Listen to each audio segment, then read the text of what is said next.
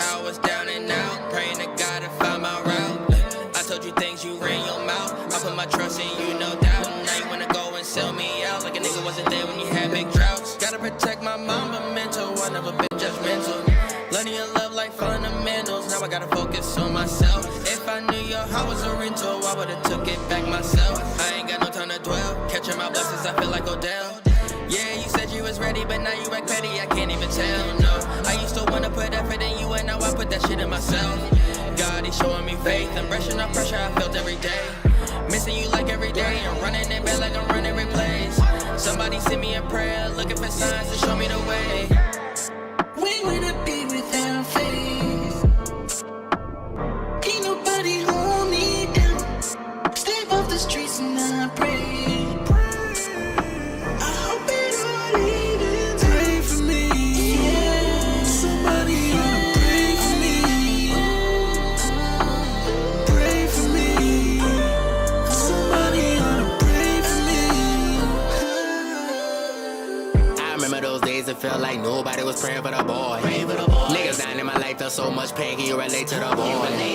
If you can't just let me know, still hollering my testimony before judgment day, can you get to know me? Condolences to the family and Nip, Big Kobe and the gone homies. I miss you homies, and then a big I love you to my distant homies. On a letter to my dream, make it get so lonely. Got a battery in my back and it kept me going. So skeptical for all the fraudulent. With your hand up, but you don't know how hard it get. Got feelings that I need to get off of me. Therapeutic right in my backyard again. Cop killer nigga, they won't even charge to me. Life feeling beautiful is need longer shit. And it ain't short at all, it's longer shit. Make the most of it. Me and the starlight click, make a culture shit. Grand opening, grand closing for every one of your niggas' careers. We done made you put it in the mirror of the rear. They can hold the spirit for my 20 years. And I'm seeing so clear, it's We weird. wanna be without faith.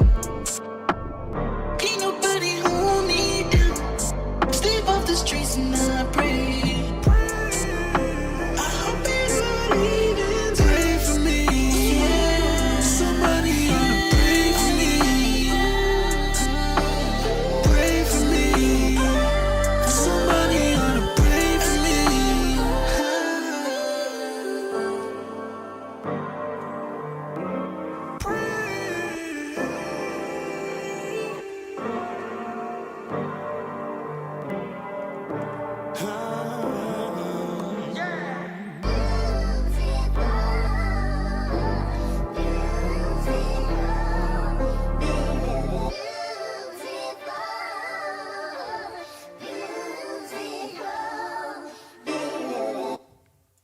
Welcome to Will's Music House. We're live with Will Cherry, live on Will's Music House on YouTube and Kick.com. What's up, Will?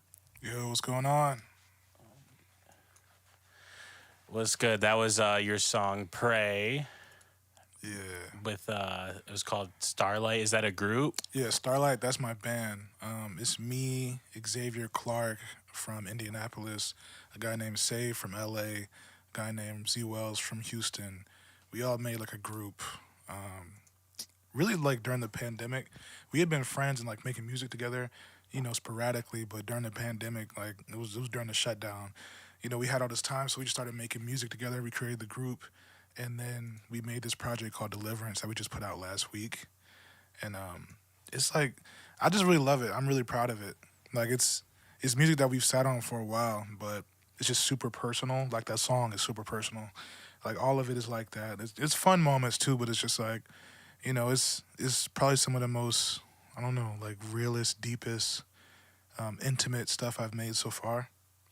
And I'm definitely going farther down that rabbit hole creatively. So it was a good move to put that out right now, I feel like. And you can check out Deliverance on Will Cherry's website at willcherry.us/deliverance. Yep. So where are you from? I'm from Elyria, which is 25 minutes west of downtown Cleveland. Nice, and I'm about 25 minutes east, right? Yeah. Would you say you're from Cleveland? Or no, you're just from Elyria, like you said. I mean, whenever I'm talking to somebody that's not from the city of Cleveland, I'll say, like, Cleveland. Just because, like, they'll have no idea. Like, you know, Elyria is right next to Lorraine, which, like, some people may know because, like, Toni Morrison is from there. Yeah. The writer. And it's close to Oberlin, too. So, like, people know Oberlin, but people don't know Elyria outside of Ohio. So, usually I just leave with Cleveland, you know. Yeah, I went to Oberlin once for like a punk ska show. It was a good time. It's really cool. They over like the there. music scene over there. Yeah, they got like really cool scene. Like, I mean, that's where the college is, so it's like different people from all over the country. You know, they're just like in a cool, eccentric stuff. They all come to that school, so it's a good place. But can you describe any instance from your childhood growing up in Elyria that's like inspired your music? I'm trying to think any like specific instance from my childhood. Honestly, it's like Being a kid from Elyria. yeah, I don't know if it's like specific instances, but it's just like the entire experience inspired me. Like I was driving up like one of our main roads today.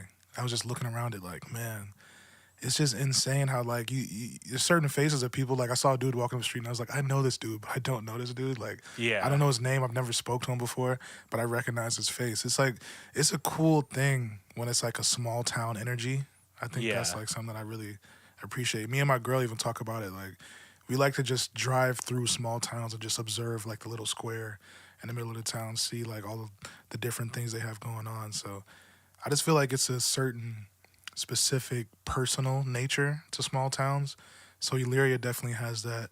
Elyria has like a lot of culture too. Like we, you know, Lorraine has like a lot of different cultures, and Elyria has that as well. So it's like all types of people are in Elyria, all types of faiths, all types of like backgrounds, orientations, everything. Like it's all types of people. So you definitely can get to like, you know, learn about different types of people and come like by the time you get to like Elyria High School, you're around everybody. Like when I was in school, I had friends of all types of people. So by the time I became an adult, like I was used to being around anybody, you know? So Yeah. that's a cool thing. I went to Brush, so it was like same thing, except Yeah. it's like just like a suburb. I wouldn't really call it like small town, you know? Yeah. South Euclid Lyndhurst. Like, I think it's like more just like regular America over there, you know? Just like Walmarts and big parking lots. Yeah. Yeah. No, Elyria is definitely like that. Like because we do have like, you know, we got some stuff over there. I don't want to make it seem like it's nothing going on, but it's a small town in comparison to the city of Cleveland. But Yeah. it's basically a suburb too. Yeah. Yeah. So what are some of your musical influences?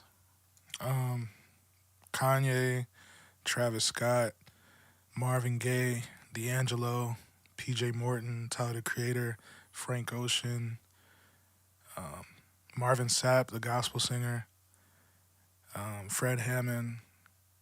It's a bunch of like random Prince. Yeah. It's like a bunch of like random people that inspire me in different ways. They like show up in different moments. Right. I can But- hear some of those for sure. Fire, yeah. But probably like Tyler, Ye, Travis, probably like some of the biggest influences. But it mixes around. My whole goal is like to always have stuff where it's like, you know, it might sound familiar, but it's also like you could never hear anybody else make this song. Right. So like those people, that's what all those influences do for me is like create something that's sort of new. Like a big melting pot of music. Yeah, exactly. Yeah. Does Elyria have like a music scene over there? We, you know, I don't know if we necessarily have a music scene, just because shout out to a dude named Eddie. He had a place called Blank Slate. I feel like that was probably like the last time he had like a real scene because it was a venue. So a lot of artists perform there. Like I would throw. We're back. We're back. Okay.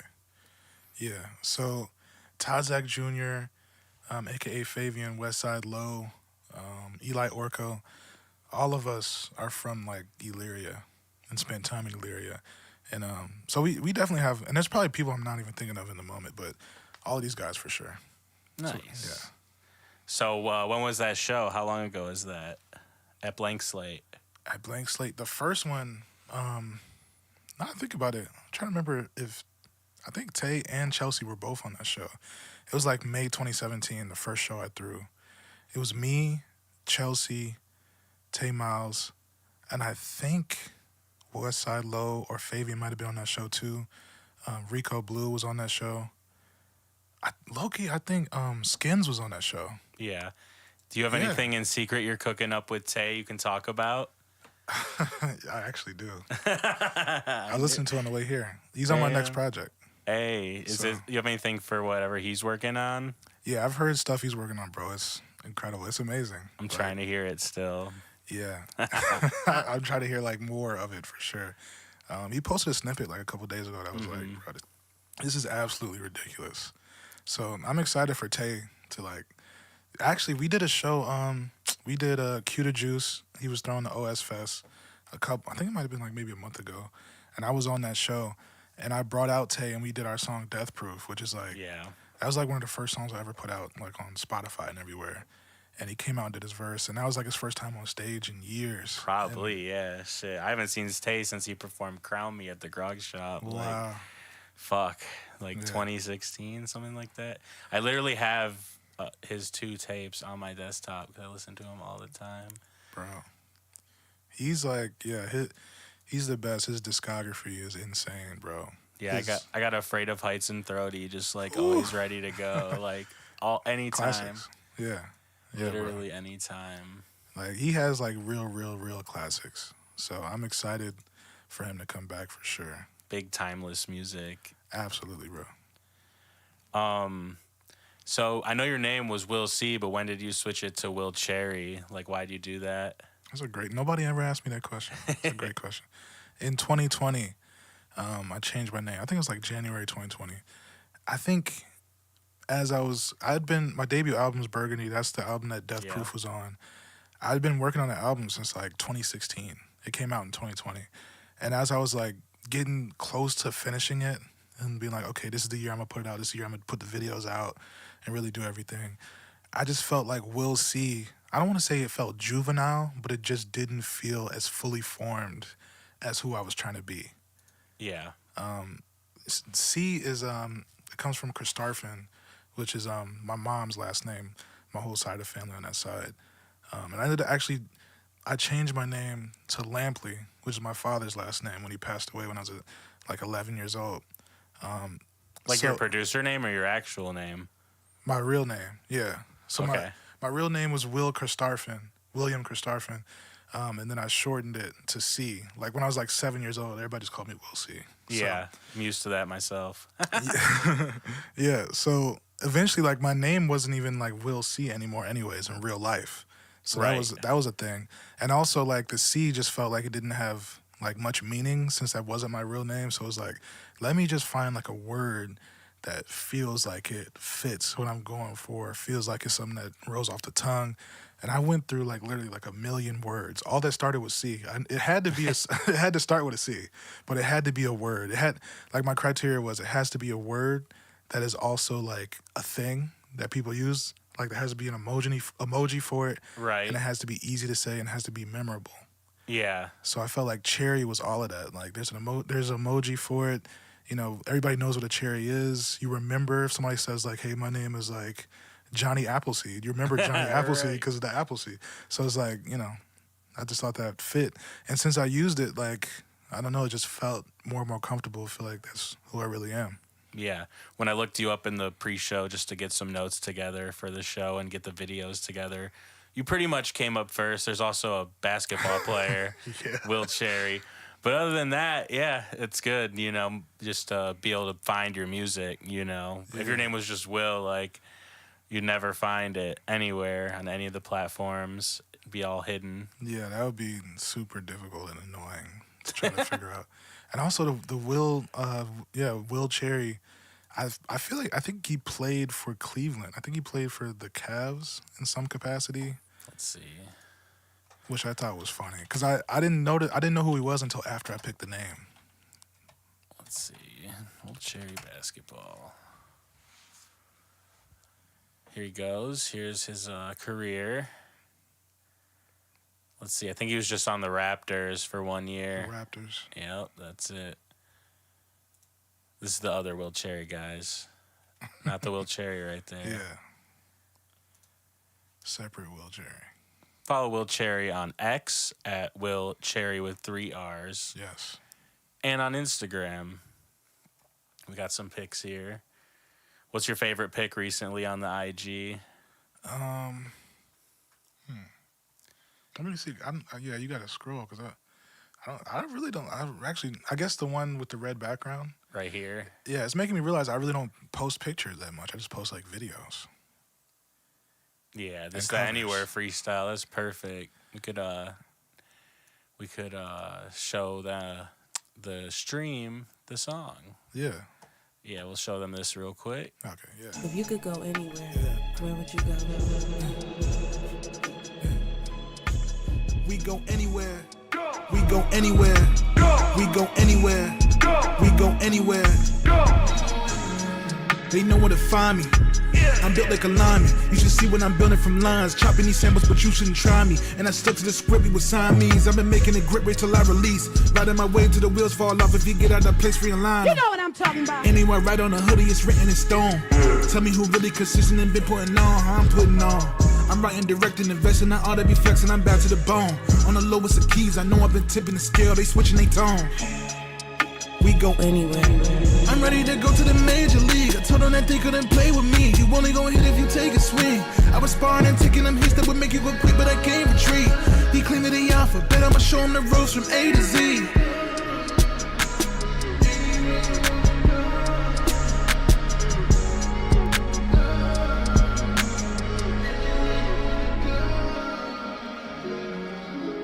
Reporting live from somewhere in Ohio. Chair. You want to talk a bit how this video came together?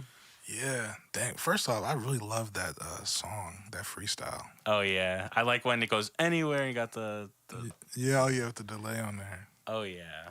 I love that. I made that because, well, first off, I'm rocking the hat from it right now. We just put out the Anywhere collection, which is like, it's a small collection. Hoodie, shirt, hat, bandana, all with like the Anywhere logos. There's 3 different logos, some designs. A dude named Gideon Brockenbrough, who's like really, really dope.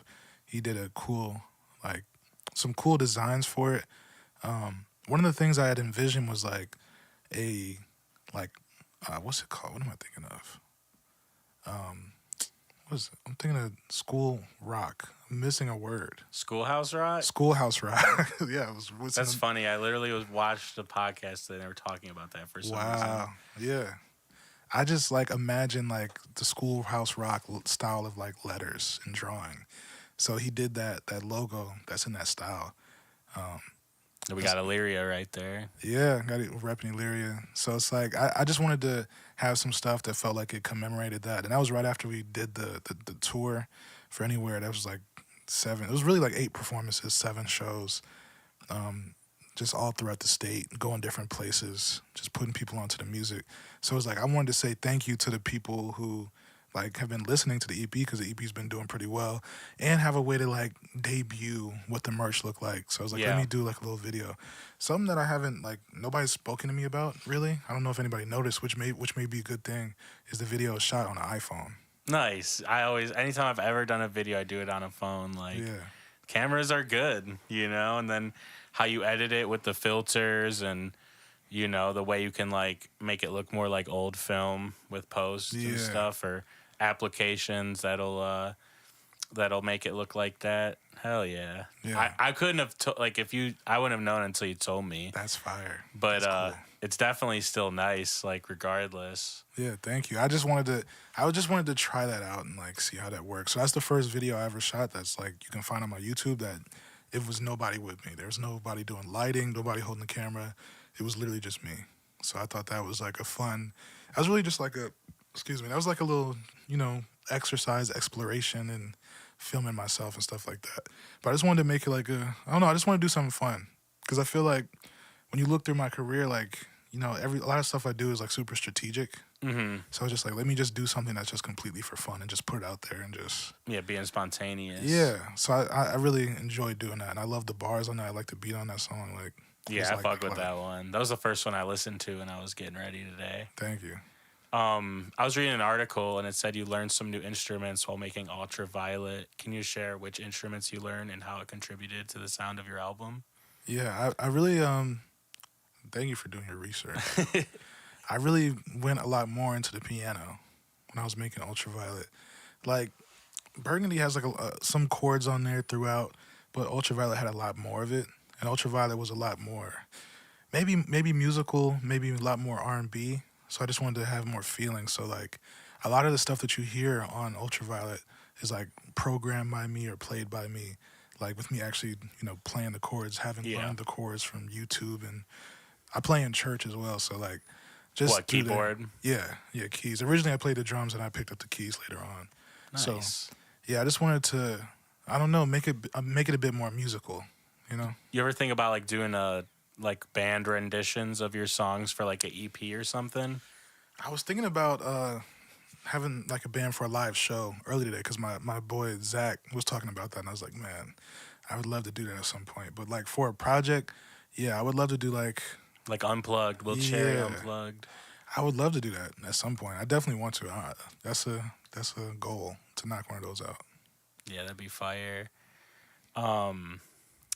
So, and you also did more producing before you were an artist. How do you think your production background influenced your approach to writing and performing? I feel like that definitely. I feel like that's why I'm a good artist, and I feel like that's why I am the specific artist that I am. Is that I like was always producing, and really, like probably when you and I met each other. I don't know if you remember like the first time we met each other, the session that we met each other at. I remember at my house, like upstairs in the attic, It was making beats. before that. It was a 55 bags 16-year-old session. Oh shit!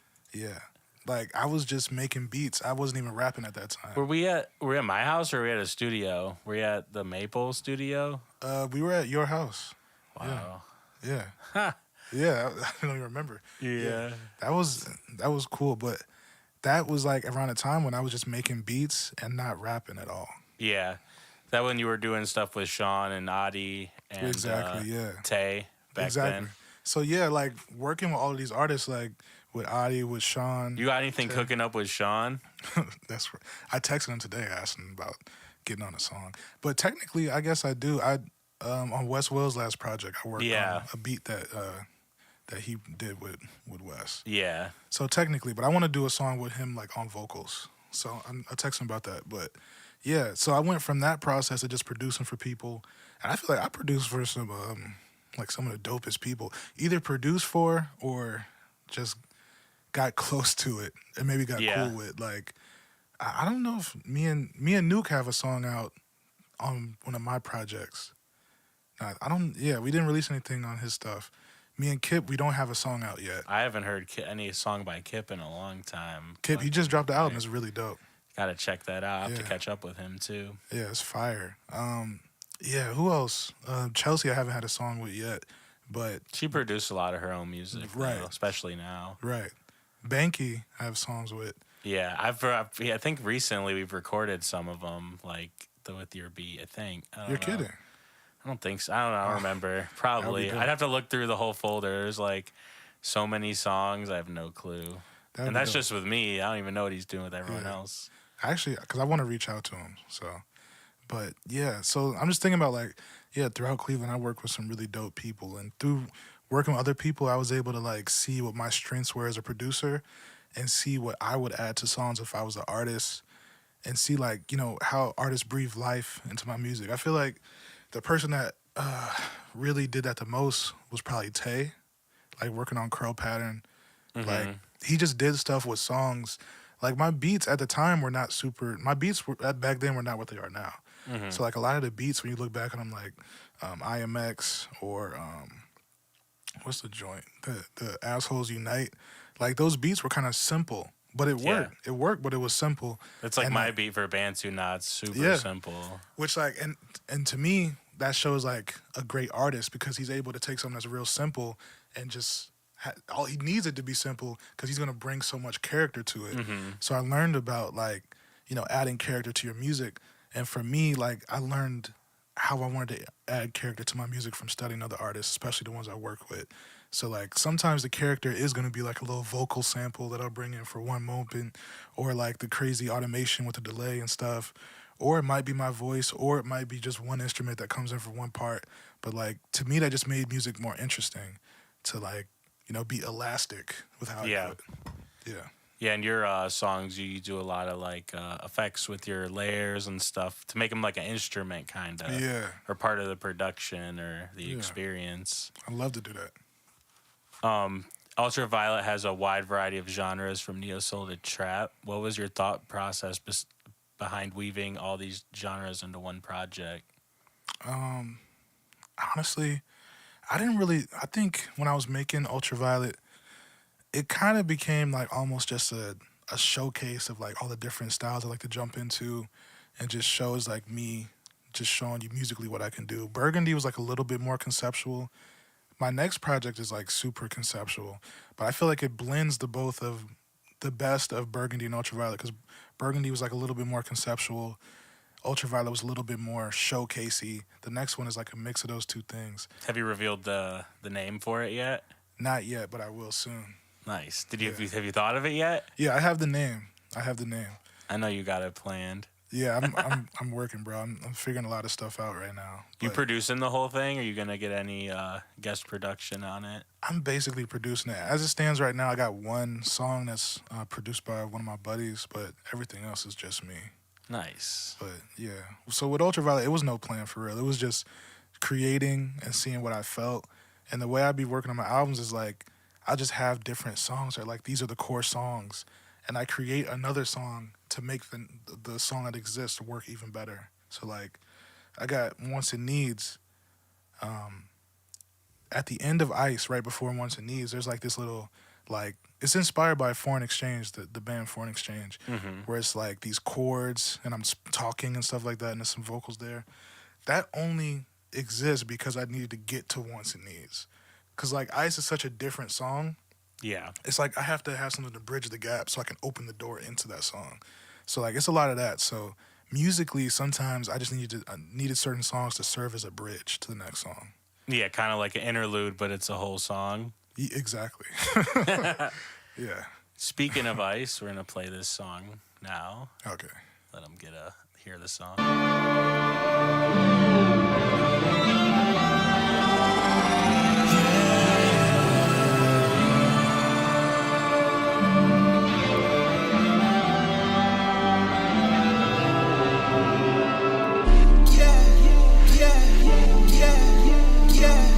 My whip cold as ice, my chick cold as ice, diamonds cold as ice. I got all the shine, I control the light, I get so precise.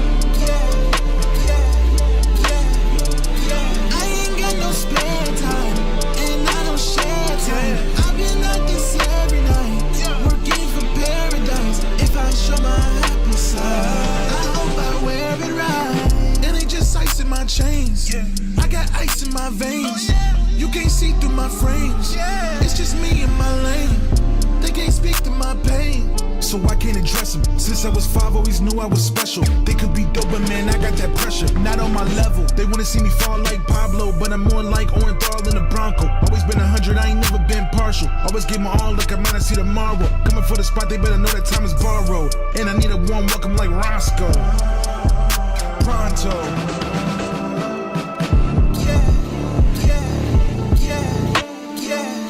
My whip cold as ice, my chick cold as ice, diamonds cold as ice. I got all the shine, I control the light, I get so precise. I ain't got no spare time, and I don't share time. I've been like this every night, working for paradise. If I show my happy side, I hope I wear it right.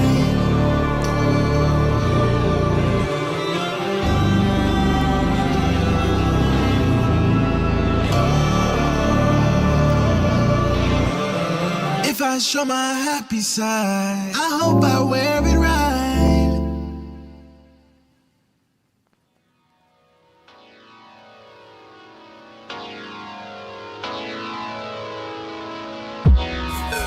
If I could have your time, if I could have your time, ultraviolet, ultraviolet. If I could have your time, let the rays shine, let the rays shine. Nice. I want you. Nice. So that says Will Cherry and Sango. So is that because he produced it, or? Yeah. 'Cause I swear I only saw you on there. Yeah. Sango, the producer, he worked on the beat. He did like the loop. He provided the basis for the whole song. So what goes into that, like when you name the song, if it's like you are featuring with the producer versus the producer's credited in a different way? Yeah. Or like on your tracks, do you always have the producer on there too? Because like otherwise you produce the song probably, I would guess, right? Yeah, typically, I don't really have. With Burgundy, I had a lot of co-producers, but for the last project, I'm trying to think. I don't even know how many other instances there were of co-producers, low-key. Yeah. That song had Sango. He worked on that beat, and a dude named Dezo X, formerly Dolphin Amir from Indianapolis. Mm-hmm. He worked on it, and then Big Gator Bossman worked on that beat too. He played guitar on that song. But other than that, I guess I don't have that much co-production on the project. But yeah, with Sango, it was just that was a oop. Honestly, that was an alley oop from him. Yeah. Because like he's really popular as like a producer artist, basically. So, Yeah. like, that was just like him helping me out. You know. Nice. Yeah. Yeah, because I noticed on Ibiza it also says with Shy. Yeah. I'm pretty sure it's just you on that song too. That was an instance of like with Shy. You know what it is too? You know what it is? I feel like I'll do that for any producer that is like a producer artist. Like Shy, he puts out beat tapes, he puts out like projects that are him as a producer, like on his Jay Dilla type shit. So it's like, because he did that, I was like, okay, when I drop this song that he produced, I want to make sure he's credited as an artist because it like reflects what he does already, even though he doesn't rap. Right. So, yeah. Nice. So let's get into the really interesting stuff. What is your favorite plugin when you're mixing your vocals? My favorite plugin for vocals. Probably first off, I mostly use like stock plugins in FL. I mix in FL. I think probably just like whatever flanger, like the stock flanger. Yeah. I like to put that on a lot of different stuff. And like I don't know if it's like delay 2 or delay 3. One of those delays I've been using a lot. I just got 20 like last year. Yeah, they got 21 now. Yeah. I was late. Yeah, I had 12 until last year. So yeah, I had 11 for a long time. Then I bought it when I got to do all this stuff because I needed to use certain plugins to make it all work. Yeah. Like some Reaper plugins or like VST2s. Yeah. So that it's funny because like when it comes to like mixing and stuff like that, I'm really like a sort of, I don't want to say bare bones because I do a lot of stuff in the songs, but the type of plugins is very bare bones. Like I use a lot of stock stuff and like, you know, maybe like a sausage fattener or something like that, like something simple, pancake. But like now I think about it, it's a lot of food. You're right. But yeah, nothing like too crazy though. Yeah. Yeah, I use the stock Pro Tools EQ every session. So Yeah. stock plug. I mean, shit. The program costs $1,000. The plugins better be good. Yeah, they you better know? be good. Yeah. Right. What about so for your delays, you like delay 1 and 2? There's not any other secret sauce that you like? No, it's just those. I have a Valhalla delays, but I don't really use them that much. I use I think it's called Shimmer. Valhalla Reverb. I use that sometimes. I use that a lot on Ultraviolet. But yeah, for delays it's mostly like those ones. Like I haven't really found like a lot of like I keep saying like I haven't found a lot of VSTs that are not native to FL or not whatever the word would be, you know, that come with it that really knock my socks off, you know? I wish I could use some of the FL plugins in Pro Tools like natively versus you can like open up like a rewire thing, but it's not the same as just being able to open it, you know? So when you're mixing in Fruity Loops or FL, when you do your automation, do you turn on like the automatic, you like draw it in? Yeah. Or like do you like draw it in like after, or like do you listen and do it? Because I like to listen and like I like close my eyes and like shift the fucking faders. Oh, that's dope. I never did it like that. I always I like to look at it. So like I'll do you because here's what my process for real. Like, I'll have sort of like I talked about with the Tay Miles stuff, where those beats were kind of bare bones. I'll have basically that version of the beat, where it's Yeah. like just a couple instruments straight to the point. I'll record the whole song to it or most of it, and whatever I've thought of at that point, record it, then put it all in FL and start mixing the vocals and adding more production at the same time. So like as I'm working on the beat and feeling like, okay, the beat, I need to do something like this right here. That's when I'll go in and like, okay, I need the delay to kick in right here. So I'll just look at it and just press the little buttons and put it in there. Probably good if you do all your own stuff because it does not sound economical to have No. an engineer. That would be frustrating for anybody. Like I couldn't have somebody as my engineer, I think, because I know I would frustrate them because I would keep asking for changes because I have to like figure the song out as it's already in the process of being done almost. Yeah, but shit, if you're adding like new keyboard parts and stuff, that's different than like we're changing the ad libs for the 10th time in a row. Like, and that's how I do it. Like, and I make music and I'll sit with it for months and just keep listening to it and start to think like, okay, what's missing or what is too much?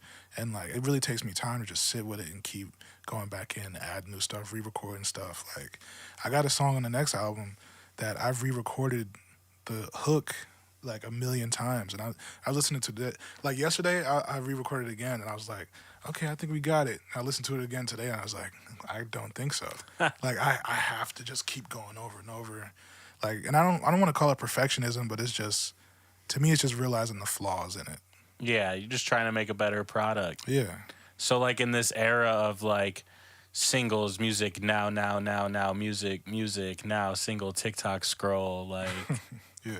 AI, whatever, like why has your approach more so been with projects over what it seems like everyone else wants to do, other than just being yourself, like doing your own thing? Like, is there a reason you still like the old, like, coming together with like, because like everything you create's like a whole, you go down to the branding, like the colors, like your whole presentation online, and a lot of artists now are just like, here's me in a car today, like here's me at the store today, song playing every day. Yeah, I can't do that, man. I think what it is like before I ever recorded a song, I wrote a screenplay, like a full screenplay. Like, it was actually too long. It was like 140 pages. Holy shit. Like in the 6th grade. So, and around that time, like I was doing like sketch comedy shows that I was writing. Like I had these notebooks. It was like full of like short films, full feature films, sketch comedy, like all these different ideas. So before I ever made music, I was a storyteller. Yeah. So to me, like, I like to put, a song out here or there, but I think me personally, it's hard for me to put a song out without context. Even if I just put out like 1 or 2 songs, there has to be some sort of context connected to it. Like, and I think I think that is what makes the most sense in this era, considering that we're like in the, it's so many artists, it's oversaturated. This is the time where you gotta have a story, you gotta have marketing. So to me, it's like, it makes the most sense that everything I put out, it has a reason behind it. It has like something I'm trying to communicate. It has like some sort of themes. Because to me, it feels like that makes it easier to understand it. Yeah. So like before I put out Ice, I put out this 2-pack called Chasing Love. And it's just a song called Chase and a song called Love. And originally it was just like, okay, this is just 2 songs I'm just throw out there. I just want to, just get in people's ears before I put out Ice.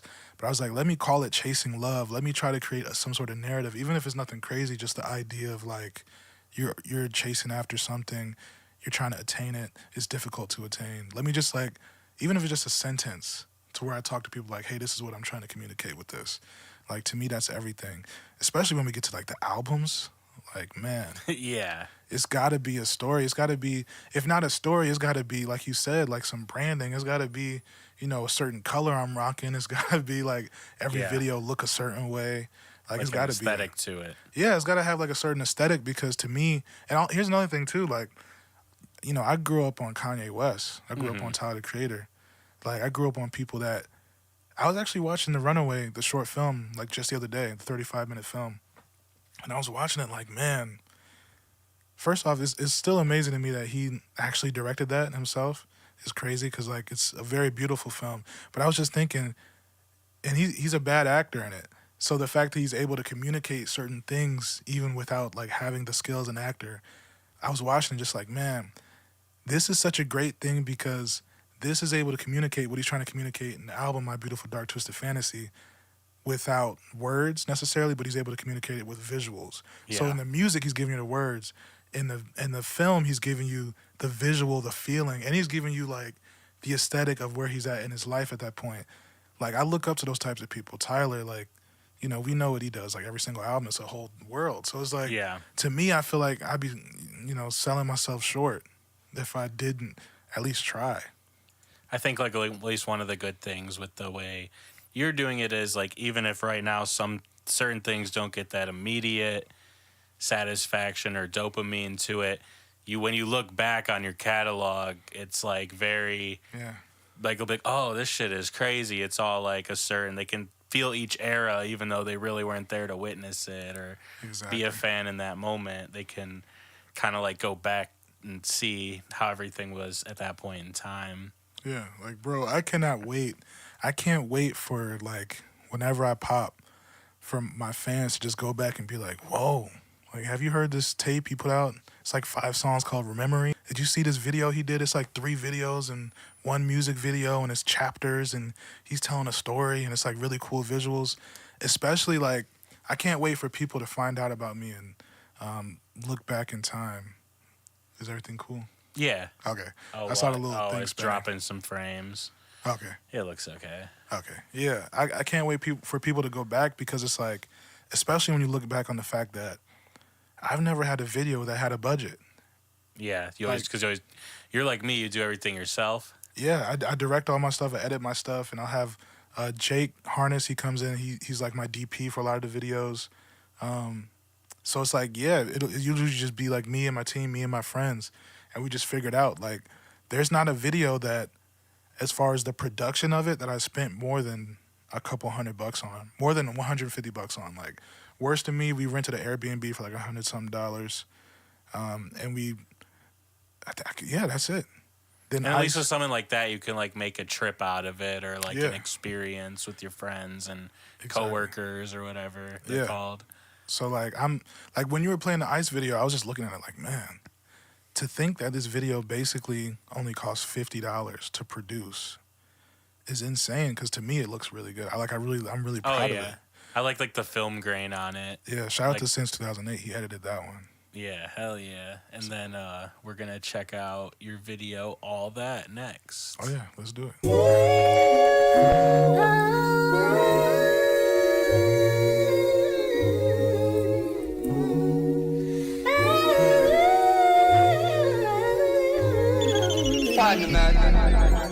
Yeah, I just found my pocket and it had some money in it.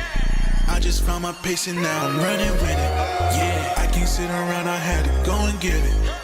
If I ever said it, then you know I meant it. When they gave me lemons, turned my rags to riches. Yeah, I gave you the power, I flip all the switches. Looking at the future, I got all the vision. I got all of that, all of that. I got all of that, all of that. I got all of that. They gon' follow me, but I won't follow back. They keep calling me, but I ain't calling back. I got all of that, all of that. I got all of that, I got all of that. They gon' follow me, but I won't follow back. They keep calling me, but I ain't calling back. Yeah, just like that. She know that I like it when she dressed like that. Took a lot of prayer to be blessed like that. Had to make a trip and then I jet right back. Please, don't mean no threats like that. Cut you off cause I don't want the stress like that. A lot of people wouldn't try to test like that. All because they know I got respect like that. Cause I got all of that. I got all of that. I got all of that. They gon' follow me, but I won't follow back. They keep calling me, but I ain't calling back. I got all of that. I got all of that. I got all of that. They gon' follow me, but I won't follow back. They keep calling me, I ain't calling back.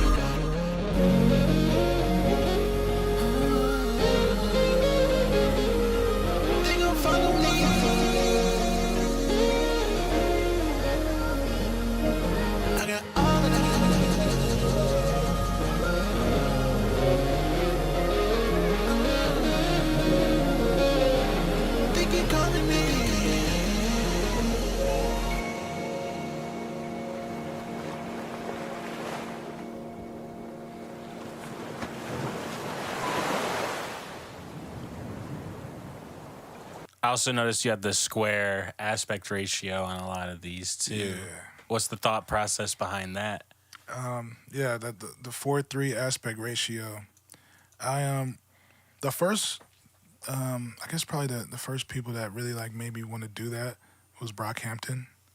I just liked how it looked all the time, and honestly I like their color grading a lot too. Yeah. Dude named Hinak Saleshi, HK as he's known as well.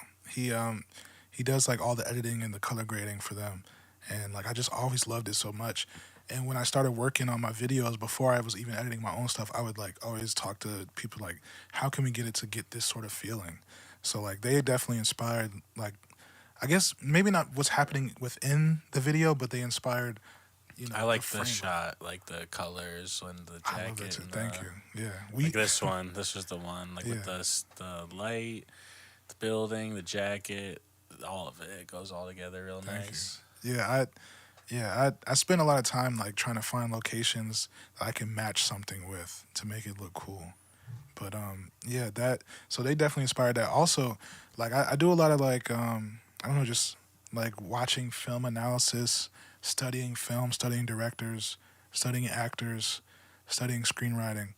And something that I had heard that was interesting was one of the good reasons to use 4:3 is if you have a smaller budget, you tighten the frame to 4:3 so that you don't have to show as much.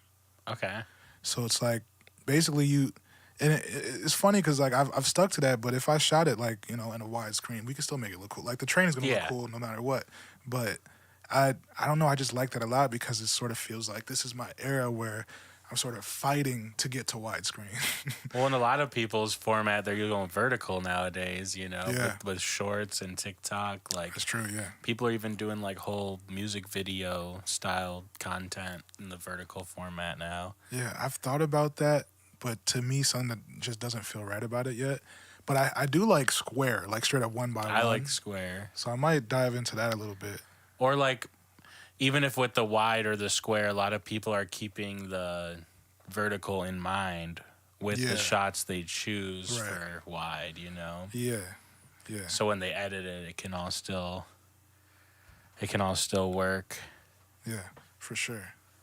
So yeah, I definitely take like a lot of pride in my videos, man. Like, I remember like coming up, I would watch interviews and Kanye would like be talking about music, but then he would veer off into fashion, or people would like keep asking about fashion. I'd be so annoyed as a fan, like, bro, Trying to hear about this music. yeah, I want to hear you talk about the music, but it's like I kind of feel that way about videos now, like, because I want to be like a filmmaker, like for real.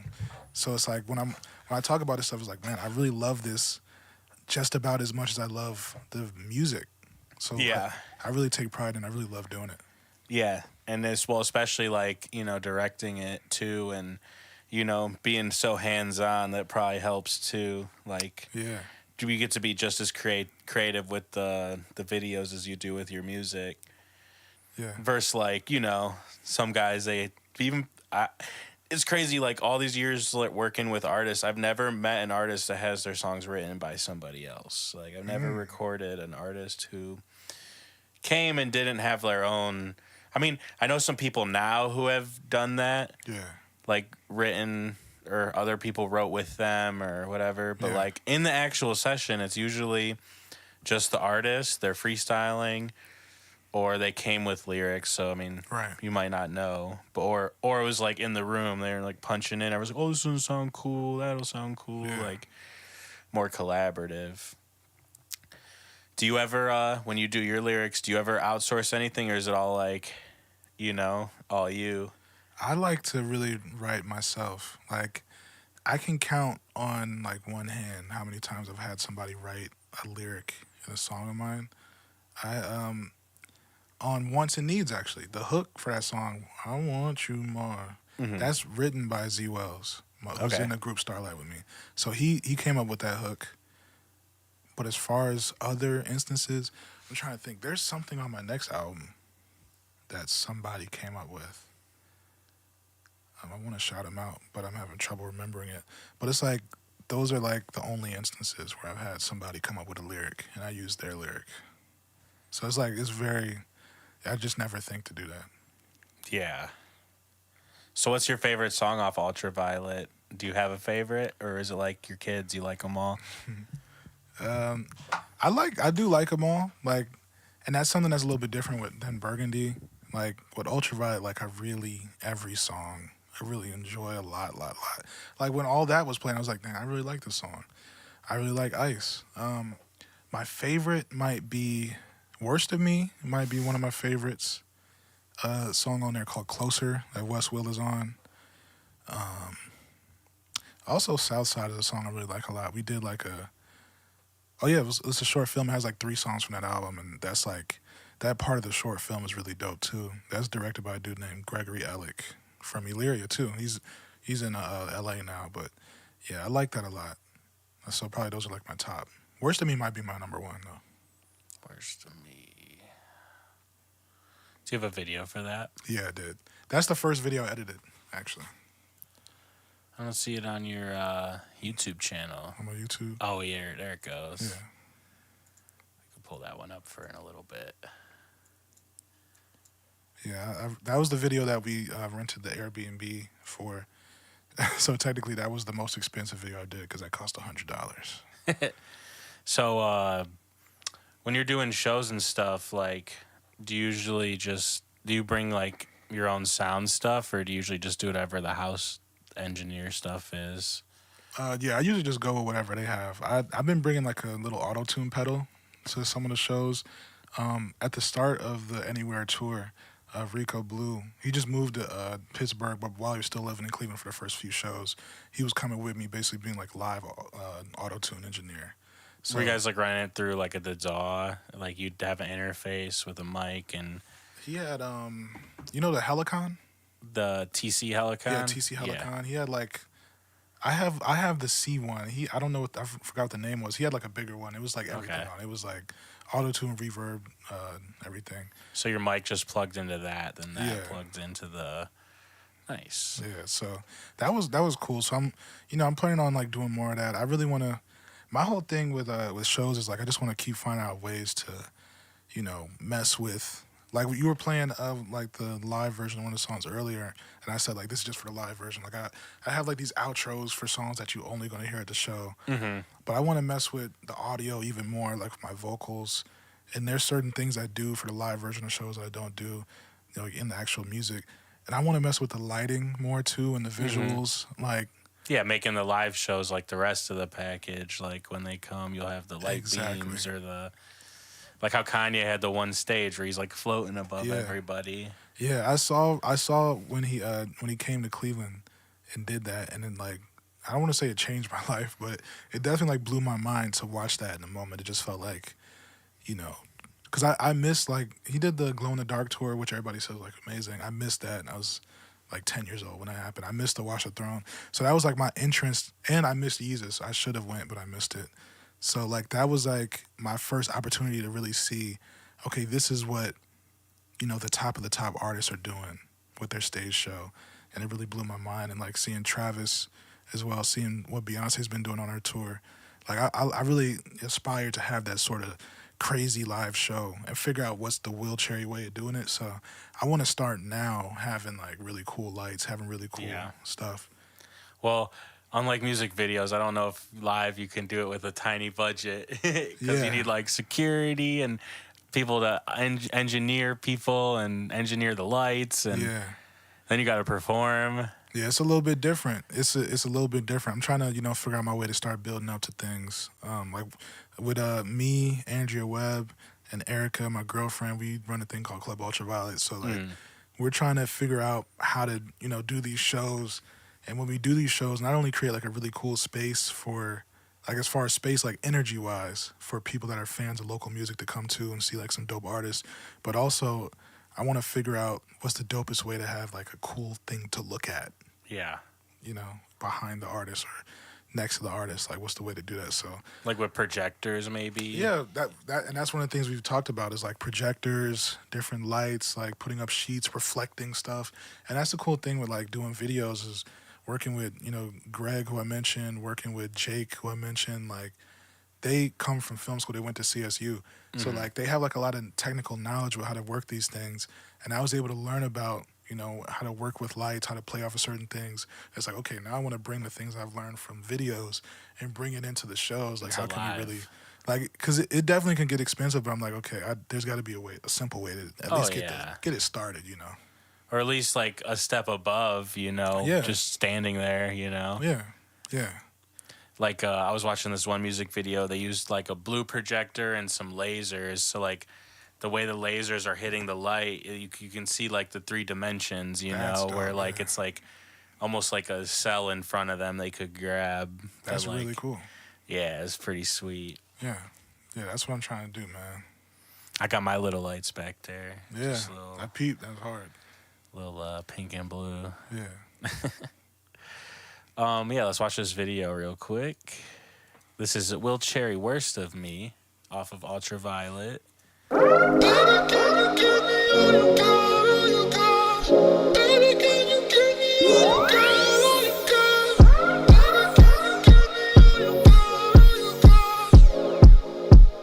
I gave you the worst of me. I gave you the worst of me.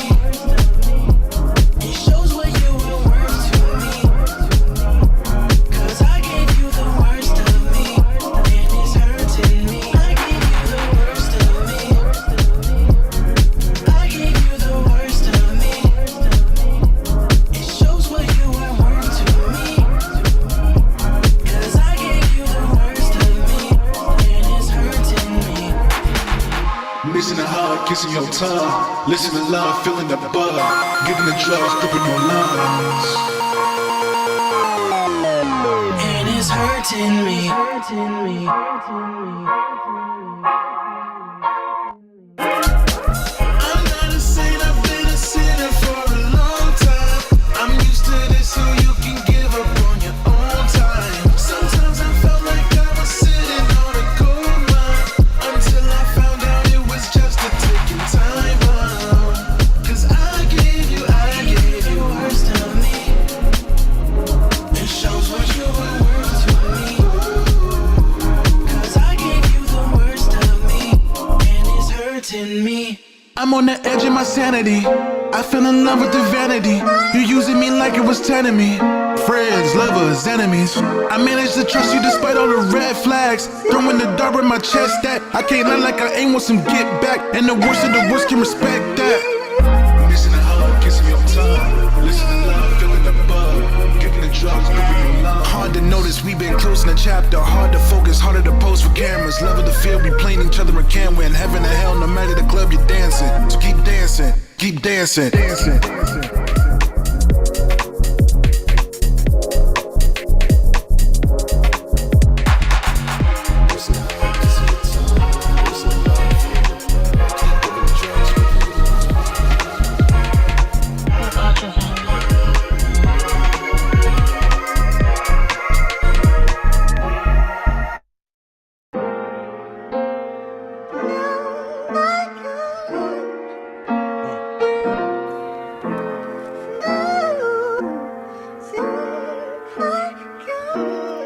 Is that the Airbnb right there?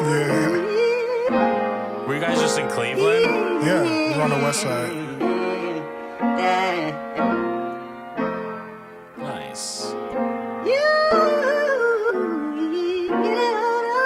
So why the Airbnb? Why not a homie's house? We could have cut the budget even lower. That's true. It was because I was trying to find a place that had like certain dynamics to it that in the moment, I work very fast too. So it was like in the moment, I couldn't find anybody in that moment that I'd be able to use their crib. So it was like, let's just And get an Airbnb. $100 for a place for the night. Yeah, Not too bad. yeah. That's one of my favorite videos too, man. Yeah, it was like a movie, very Thank you. cinematic. I like the shot. Here, let me play this back through. I like this shot right here where you got the Kendrick album, like blurry in the front. Oh yeah, Right here, like little shit. Like I feel like you know, even the book she's reading, you know, you chose that for a reason. for sure. You know, it's like very intentional stuff. Like even down to like when y'all are sitting here, like right here, you kind of got a little blur coming off of you. You Yeah. know, like the blurs, but the blurs are going together and not that way. You know. Thank you, man. I love that. Yeah, like everything was definitely intentional. Like, and this was like probably the first video of mine that had like not set design, but like just little things like those albums, those CDs and vinyls. Those like we had like the Erykah Badu vinyl just in the background, like not even no close up. Just notice that this is supposed to help you get an idea of who these characters are. Like this is what they're into. Right. Like the book that she's reading was Fences. Like in that book, it's about like actually there was a movie made recently. Denzel directed it and starred in it, and it was like it's about a family basically having issues, which is basically what this is about. So it's like I just want to have these little things that make you think like, oh, okay, I see what you're trying to communicate through this. You at Edgewater Park here? Yes. Yeah. It's like tasteful Edgewater shot. You did it at night, you know, Yeah, not the thank you. typical. Would the beach be right there? Yeah, it's right over there. Like too. right down there, the beach would be right there. Yeah, yeah. Nice. I love those shots too. Yeah, that I just you know what it is too is like another reason why I love this video is because like even like the very first shot, the video is one of my favorites because this is the first video I ever edited, ever color graded, and I only did it like with a couple tries. Yeah. And I really like that about this video because the video I kind of broke rules in how I like graded it and certain stuff. Like is like this is not supposed to be this yellow at the beginning. Yeah. But it's like I kind of want it to feel like that because I don't want it to feel like real life. I want it to feel like because like you know most music videos, even stuff that's cinematic can still look like real life. And I don't want it to feel like that. I want it to feel like I'm pulling you into this story. Yeah, you're like pulling the viewer into your world. Exactly. And so it's like if I'm trying to pull you into my world can't look like your world, or it won't feel special. Yeah. So like I wanted the colors had to be like exaggerated. It's you know I like having the colors be exaggerated, but the situation is normal. Yeah. So it's like every couple has like disagreements and issues where you get to see the worst of each other, you get to see the best of each other, and the way that it feels weird and little off kilters when I get to mess with the colors and make it weird. So yeah, I really love that one, man.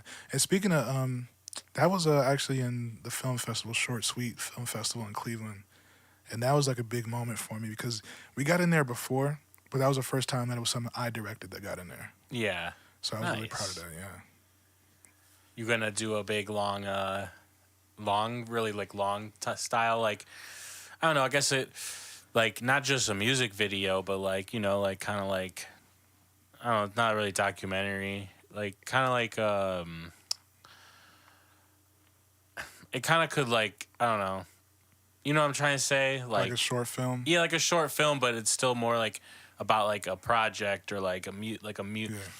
like the music's the important part. It's kind of like a musical almost, you know, where it's like a movie, but there's like musical breaks where like, you know, like it could go from like this looks like it could have been like in a movie, and then like that's the scenes like That's dope. you know, Yeah. kind of thing.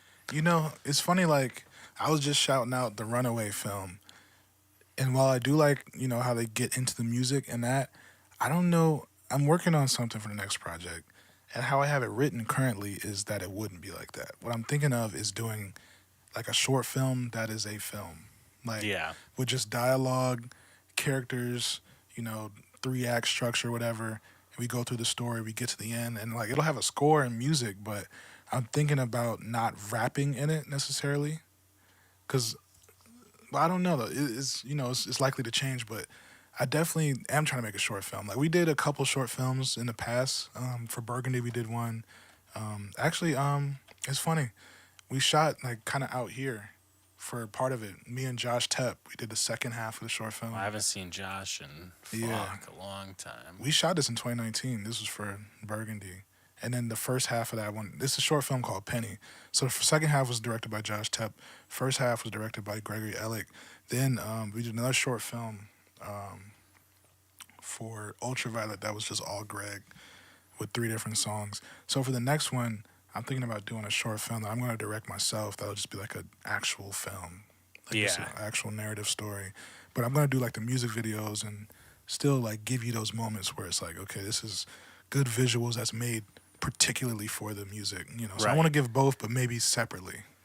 I I'm gonna just play the video from this music video, but it's cool. Like, I'm not gonna play the audio just because I don't want to get struck or whatever. But it's cool. It's like a DVD like player intro. Like, watch, this shit is cool. Like, selecting the different songs. So he put out like 3 songs, and each time after the song, it goes back to the menu. Like, remember when you were like play it quiet. Like, remember when you were like younger and the menus would have like music and like you'd fall asleep and it'd play over and over. You'd like wake up. That's fire. Like with this stupid That's menu really music. Cool.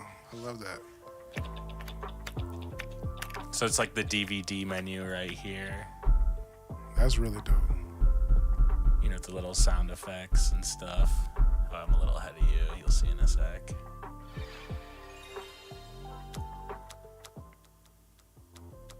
But yeah, I just think it's so cool. Like, that's fire. You'll see how he selects the episode and everything in a sec.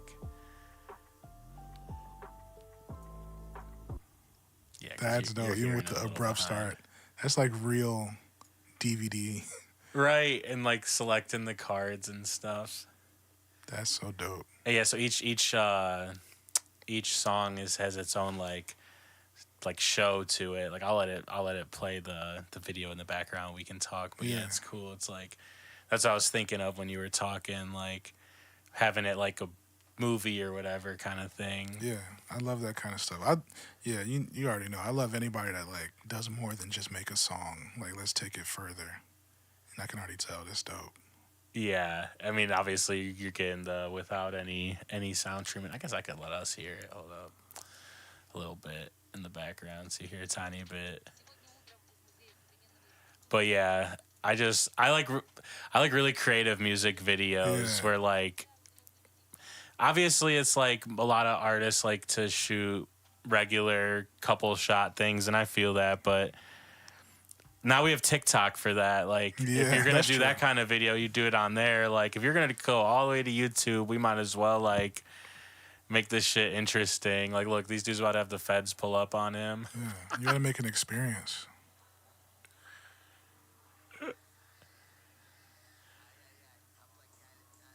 Yeah, I don't know. I like how in this video, it's very, like, it's just shot on like lower quality cameras, you know, like the stylistically. That's fire.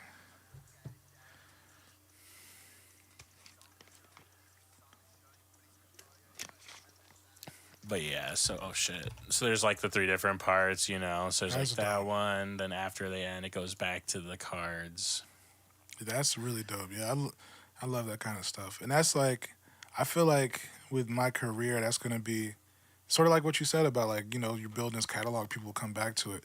I want that to be a thing that people know me for over my whole career, can always look back. Like with me, I go back and watch like every Tyler video. Like, I go back and watch like the videos with my favorite artists. And I love to see that, you know, love to see them grow musically, grow creatively, visually. So I want people to see, you know, be able to see that with me as well. Oh yeah, I wasn't sure if we were about to have nudity in that video. I was like, oh shit, fuck. Yeah, I'm gonna play the Will Cherry song Ray-Bans with the video real quick. Let him hear that. Sick.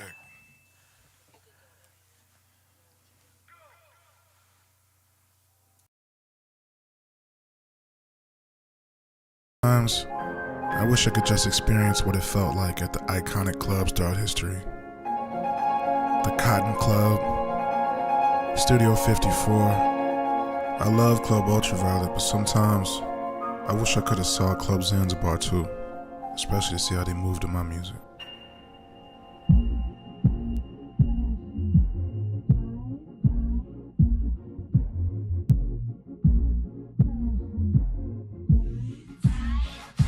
Don't hate on me, I walk in the YouTube. club, rocking my Ray-Bans. They hating on me, they doing the rain dance. You can't stop the rain, you gotta take that. I feel like I'm Diddy, I gotta make bands. Perfect. My life is a movie, I'm walking the scene and all of the action starts. Yeah, promise you they ain't got half the heart. Look at my denim, my pockets is fitted with more than this MasterCard. I know that I'm stunning on niggas, don't get in your feelings, just laugh it off. I'm feeling myself, I'm feeling it. Yeah, I'm not a regular citizen. You know you ain't the plug, you don't want static and no electricity. I cannot walk in the club, I don't want to be around niggas, I'm realer than. I can't let them in. I knew I'm a veteran. Came from the soil, the sediment. Coming with truth like the president. Can't do what truth, I can't let them win. I tell the truth, I don't never bend. I get slow down, it's more grind to get. Killing this beat, it's the evidence. I walk in the club, rocking my Ray-Bans. They hating on me, they doing the rain dance. You can't stop the rain, you gotta take that. I feel like I'm Diddy, I gotta make bands.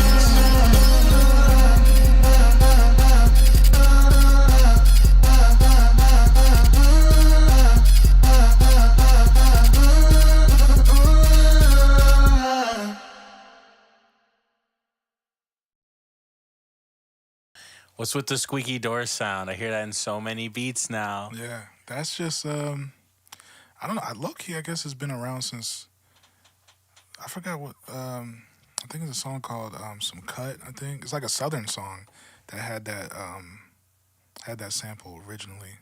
Yeah, Wes had the squeaky door in his album too. It's like, but it's been used a lot in Jersey clubs. So I was like, Yeah. you know, when I was making that song, I was like, let me reference like all these different things.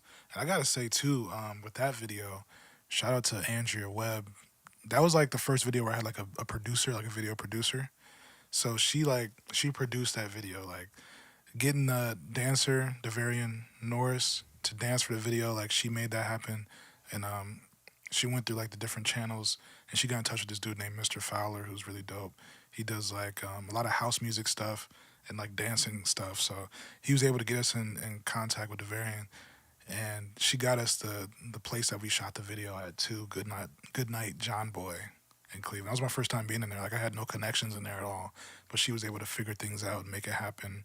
And her brother Jack as well helped out. So shout out to them because they made that possible. And that's like one of the things that's made stuff easier too, because it's like we've talked about, like doing everything alone. It definitely has its limitations, especially being like an introvert, because it's like, you know, I don't go to the club, so I just had the vision of, I want to have this lit up floor like Saturday Night Fever. Yeah. Like I had that in the treatment for the video, but I didn't know anybody that did it, that like had access to it. I didn't know there was a place in Cleveland with that. With a lit up like, floor. I was willing to settle to not have it. I was just like, this is my vision though. And she Yeah. was like, actually, I know somebody and we can get, and she made it happen. So shout out to Nice. everybody involved. Yeah. Hell yeah. And also like, with like I one of my favorite things about that song and that video is like I wanted to come into Jersey Club and like pay homage to, you know, the scene and the culture of it, but also try to do my version of it. So I love that video because it's such a simple, you know, it's a wonder video, but at the same time it's done in a way that like I don't think I've ever seen anybody else do a music video. Where it's just a dude dancing, giving his all on the dance floor, one shot up close, the camera moves with him. It's very like, you know, it's very intimate, which I like. Yeah, hell yeah. Do you have any upcoming collaborations or projects that some of your fans can look forward to? Anything coming up? I'm working on my next project. I'm trying to get that out like the first quarter next year. So that'll be like relatively soon, but I don't know if I have anything else that's like like coming up the pike. I guess the Starlight project, my band Starlight, just part of a project called Deliverance. Yeah. That was last week. So, you know, we're pushing that. You know, that's the campaign right now. And I really love that project, man. I feel like if you love like rap music, if you love any form of it, any generation of it, there's gonna be something that you like on there. And if you're like a versatile ear, you're gonna like the whole thing, because it's like we touch on a lot of different places. It's fun stuff on there. It's chill stuff on there. It's personal stuff on there. I produced the whole thing. It's funny actually when you had Wes and Todd up here for a stream, I actually sent one of the songs and you played it. Yeah, was that fuck. I liked all those songs that I think you sent me a couple of songs. Froze, you played a song called Froze. Yeah, that was on Burgundy. And then I probably still have that, honestly. Yeah, I haven't seen them in a long time. That was like an impromptu stream, so you were in the impromptu stream. And that was like, was that 2020? Fuck, probably. So that tells you like these songs, like for this project Deliverance, like we've been holding on to them for a long time, but they aged like incredibly well. Like I'm super proud of it. Like as a producer, this actually might be my it might be my proudest work, low-key. Nice. Like there's a song on there called Angel that at face value That's what was surrounding me as I said that. With the angels over Yeah, there. that's fire.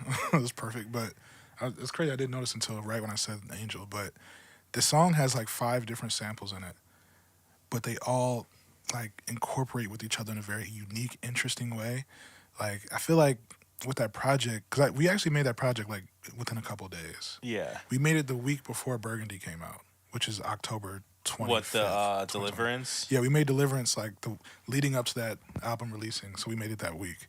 So like, it was really just it was all the music was coming from a place of like trying to challenge yourself to create something different and be unique and make something new and challenging and different, but also from a place of like expressing how you were feeling. Like, you know, we were all just feeling different ways, all going through different stuff. Like everybody in the group, not everybody in the group, but like several people in the group were going through breakups at the time. So it's like, you know, it's like personal stuff with family. Yeah. It's like, you know, everybody's aspirational. Everybody has dreams. So we're rapping about like, you know, what's motivating us, what's driving us. And Was like, that before, like, after everything got weird? Was it like in 2020? Oh, that was October. So that was like, so it was after everything Yeah, it started was getting a after. little weird. Yeah. yeah, we first formed the group like April was like when we made the first joint. So Okay. probably March, April. So it was like right when it happened, it was like, okay, we're going to create the group. Then we Yeah. were just making stuff over the course of the year. But then October was when we made this stuff specifically. Nice. Yeah, so, yeah, man, I'm really proud of that project. So anybody that's like a fan of me, I encourage you to check that out. I think you'll enjoy it. What makes it more a band than like a hip hop collective, or is that just like more like the way to brand it, like call it a band? I like to call it a band because I feel like we really interact as a band creatively. Yeah. Meaning that, like, I feel like a Starlight song doesn't exist unless it at least has 3 of us. Yeah. Like, which it basically is 3 of us. Then Save is like almost like a 6-man. He comes in on certain songs. Yeah. But it's like, it feels like a band because it's a collaborative effort in a way that's very specific to how a band can be, where it's like you need every instrument for every song to work. Like a song from a band that's supposed to be like, you know, like a rock band and there's no drummer. It sounds Right. a little odd. Like, so it kind of feels like that with us. Like everybody has a very specific role that they play, and they have to play it well for every song to work. Yeah, it's like I've been doing like band music, but it's like if I said my band, it's like not really a band because it's solo artists. Like, Yeah. like I play guitar, the drums, vocal, all of it, like bass. So, you know, it's funny, like yours is more like rap, but like it does make sense to call it a band because it's a band of people. Like Yeah. where like mine is like, you know, sure it sounds like band music, but it's not really, you know, it's like just me. That's true. Like, I always was confused on like, what's the proper way to like describe Tame Impala? It's Yeah, like right. Just one dude. You know? Yeah, exact same kind of thing. Is it a band or a solo artist? Yeah. Like, or a musician? You know, is Tame Impala a musician? Like, yeah. Like if you're talking about it like singular, right? Like that's a musician, or because you wouldn't say they're a musician, because Right. it's, you know. But maybe the part of it is like, you know, if you don't know it's a solo artist, you think it's a band. Like I thought it was a fucking band forever. Oh, well, sure. It And I was a fan for like years, but like I Yeah. never looked deeper into it than like, you know, like looking to see who the band members were, you know. Like when like it feels like we only go backwards came out, like I was just assumed like, oh, this is like a group of dudes. Yeah. Like I had no clue until I really looked a little bit deeper. Yeah, and then you find out it's one dude and you like see a studio and you're like, holy shit, I want a studio like that. Yeah. Big open windows, I love nice that kind of ass stuff. spot. Yeah.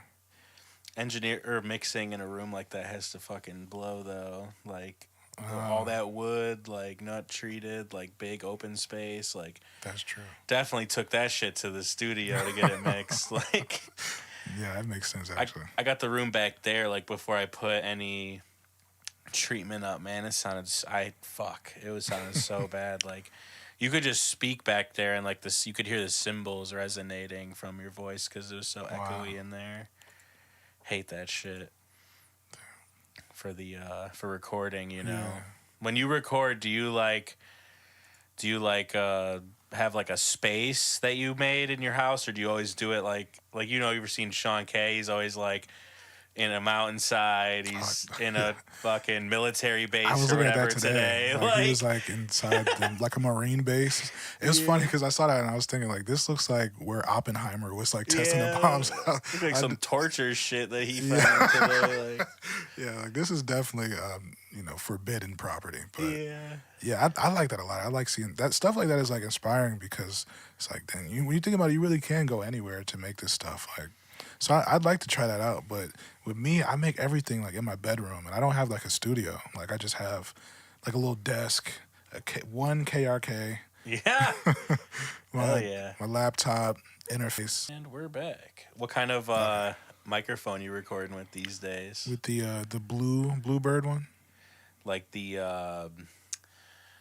I know which mic that is, but they make a couple. So it's the blue one, they got the red one, and then I don't remember which one. Is the blue one like isn't that one like $400, something like that? I think it might have been like $200. Okay. Maybe $200 or $300.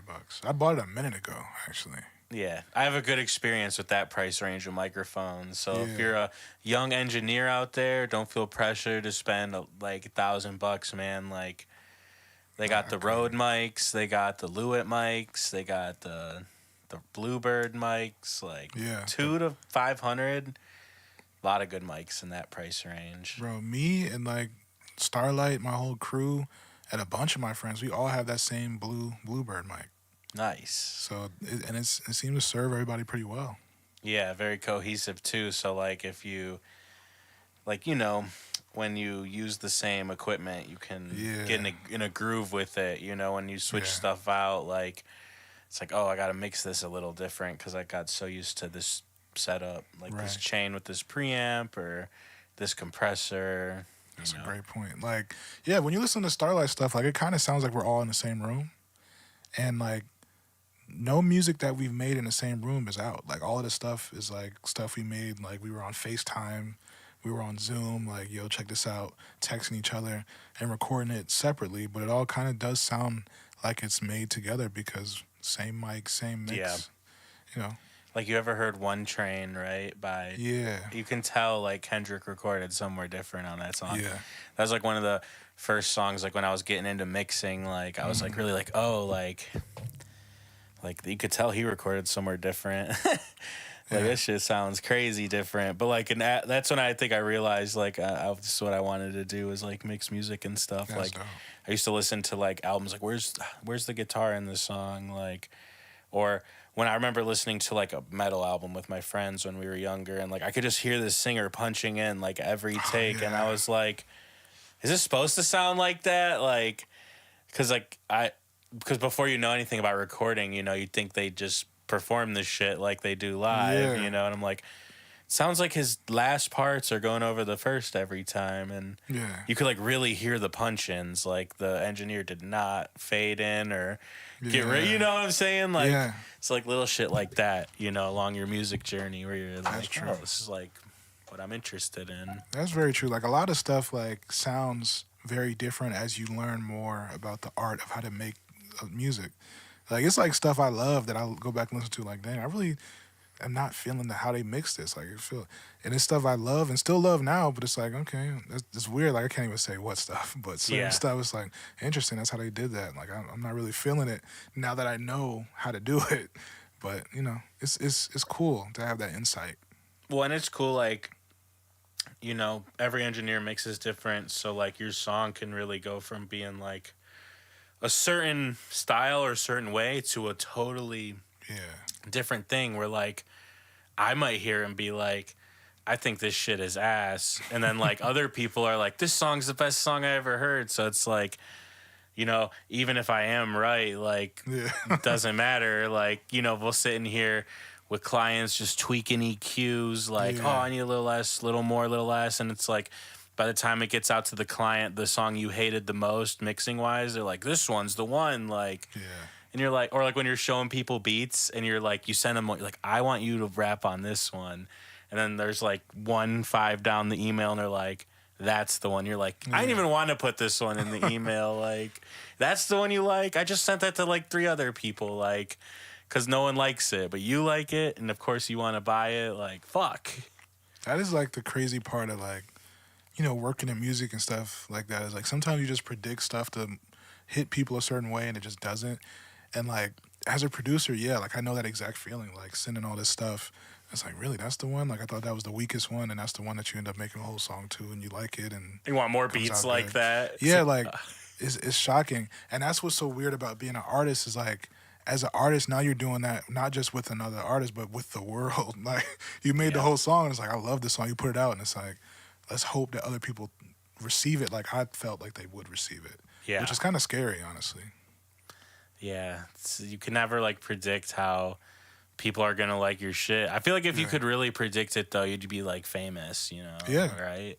Yeah. Like I feel like, you know, if you could predict exactly how people will react to certain stuff and you could just make like the perfect song, so to speak, like you'd definitely like be the biggest artist in the universe. And but at the same time, it's like, what's the fun in that? Like basically just pandering musically.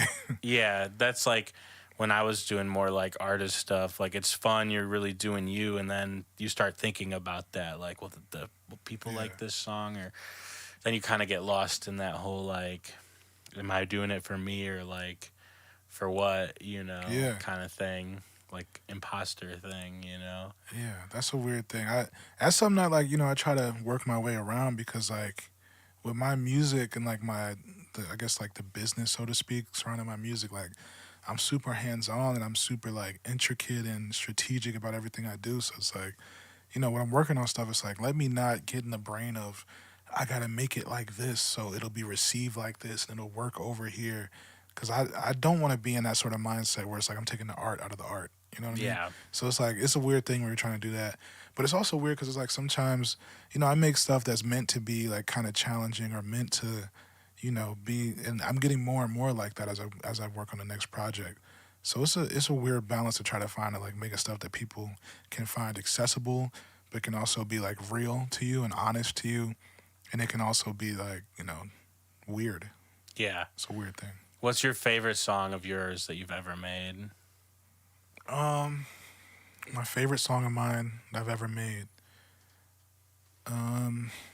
That's hard. You know why it's hard? Because it's like so many different types of songs. Like I'll say, It's probably something unreleased. it might be, yeah. I could say like I could like try to section it off. Like as far as songs where I'm rapping, my favorite song might be a song that I'm working on for the next project called A Dream Deferred. That might be like one of my favorite rap songs. One of my favorite like fun songs, up-tempo songs, so to speak. It's probably Magic. Yeah. That was on the Rememory EP 2021. Like I still perform that song, and that's probably the oldest song I perform. Like I still perform it. I feel like I'll be performing it probably for years to come. Yeah. Because it's like just everything about that just feels right to me. My favorite R&B song is maybe Worst of Me. Yeah, probably. That was Worst the of one Me. we just listened to. Yeah, that was the one we just listened to. So yeah, it's like different sections, different types of songs for different things that I like the most. Let's see. Magic. I'm about to play that. Bet.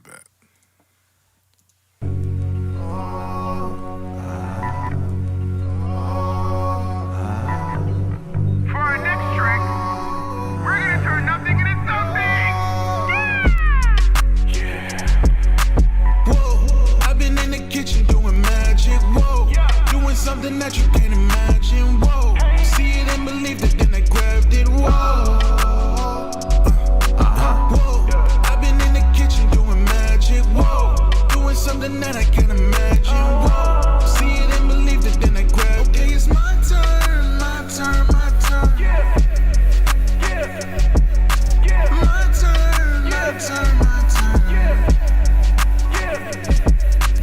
I can't name a time I ever let somebody play me. I don't see a day I'll ever let the money change me. Doubted for so long I almost thought that I was crazy. Pay so many bills, it's only right they gotta pay me. Yeah, are you alive out there? I'm just trying to check up on the vibe out there. It ain't really looking very bright out there. Feeling like you're running out of time out there. Alright, I'm here. Back up in this chest to get it right, oh yeah. Tonight I'm here. I got so much coming, they should probably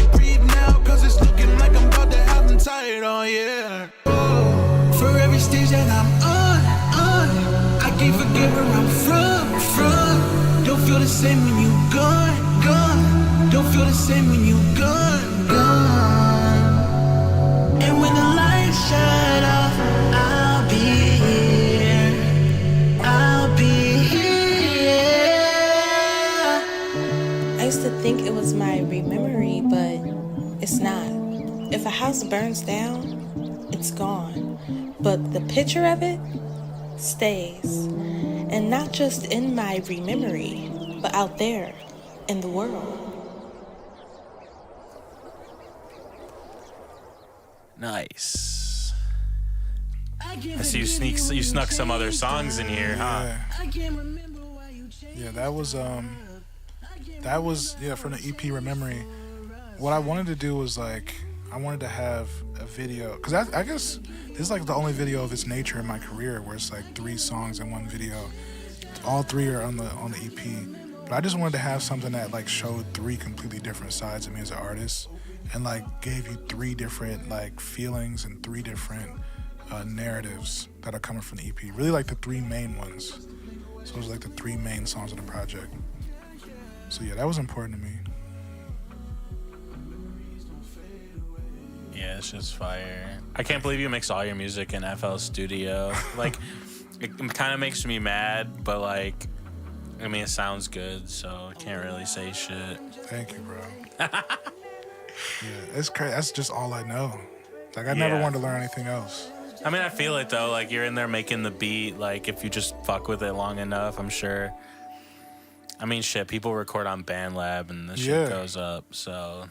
Yeah, it's I don't know. It's just it's easy too. You know what it is? Like, I don't like to learn new software that much when I'm working on like my art and stuff like that, because I just don't have as much time. So it's like, man, the time it would take to learn, you know, Pro Tools or learn whatever it may be, it's like, yeah, Pro Tools is a bit of a grind. Like, once you figure it out though, it's not too bad. Yeah, I can imagine. Yeah. It's just like, it scares me like, dang, man, I don't know if I got the time to really dive into this and get it right. So it's like, whatever I know at FL, let's just keep going with that and try to learn a couple more things, try to add a couple little things to, you know, whenever I feel like I'm missing something, I try to start looking stuff up and try to figure out how to get it right. But yeah. Like, for me, it was always just like recording into FL. Like, I always would like record into Edison and like have to like line it up and shit. But I know you can record like into the playlist. Yeah, but then I would like leave the effects on and then the effects would like print. Oh yeah. And then I'll be like, I don't want that to happen. I want to do it later. But then I was like, oh, it sounds cool. Like, and I couldn't remember how I did certain things. And I was like, fuck this. With 20, that's what I'm glad they like made that update to where you can record with it, then you can take it off once you're ready to export. I'm glad they did that because before, like I said, I had 12, maybe 11. I think it was 12 though. I had 12 from like, you know, when I was a kid until last year.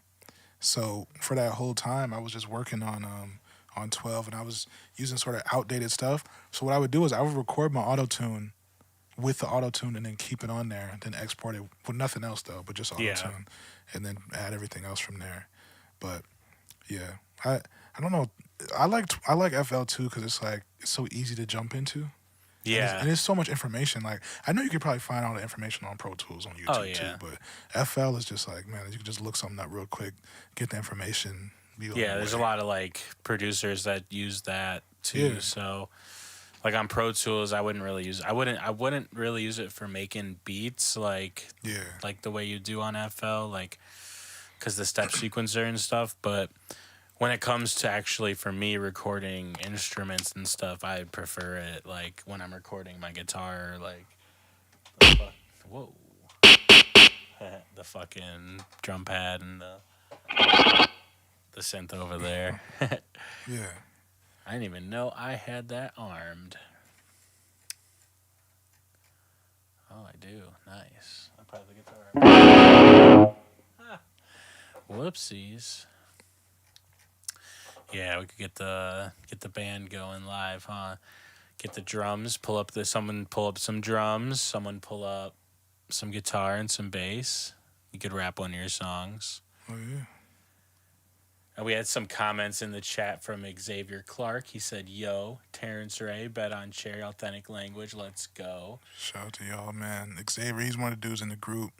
On that song "Pray," he's the first verse. And shout out to Terrence Ray too. He's like on the visual team of Starlight. So like all the videos we like I said, we recorded that whole tape in October of 2020. Then we met up May of 2021 for, I think it was for Labor Day or Memorial Day. We met up for that weekend and we shot like 3 music videos. We made some more music. We did like 3 photo shoots. All of this stuff like packed into this one time because, like I said, I'm from out here in Ohio. Xavier's from Indianapolis. We have a couple guys from Houston. So it's like, okay, let's meet up in like a central place. So we met up in Kentucky. And we just worked for like a whole weekend. We shot all these videos. So Terry was the dude that was actually behind the camera. I was directing, and he was the DP, manning the camera and everything. He edited some of the videos. The cover he designed. The back cover he did as well. So like he's for like the Deliverance. Yeah, for Deliverance. So yeah, he's a part of the team too on the visual side for sure. Nice. Hell yeah. So that's your latest release right now is Deliverance, right? Yes, sir. Fresh. That's on willcherry.us. Make sure you guys pick up Deliverance if you're liking what you're hearing. If you're picking up what he's putting down. Yeah. Yeah, and I didn't play the video for this earlier, so I'll just let it go without sound in the background. Yeah, who's this right here? So that's Xavier Clark. He's the first verse. Hey. Then I'm on the hook, and then Z Wells comes in on the second verse. And that's him. I think I'm hip. And you guys did this down in Kentucky, or was this? We did this in Louisville. Yeah.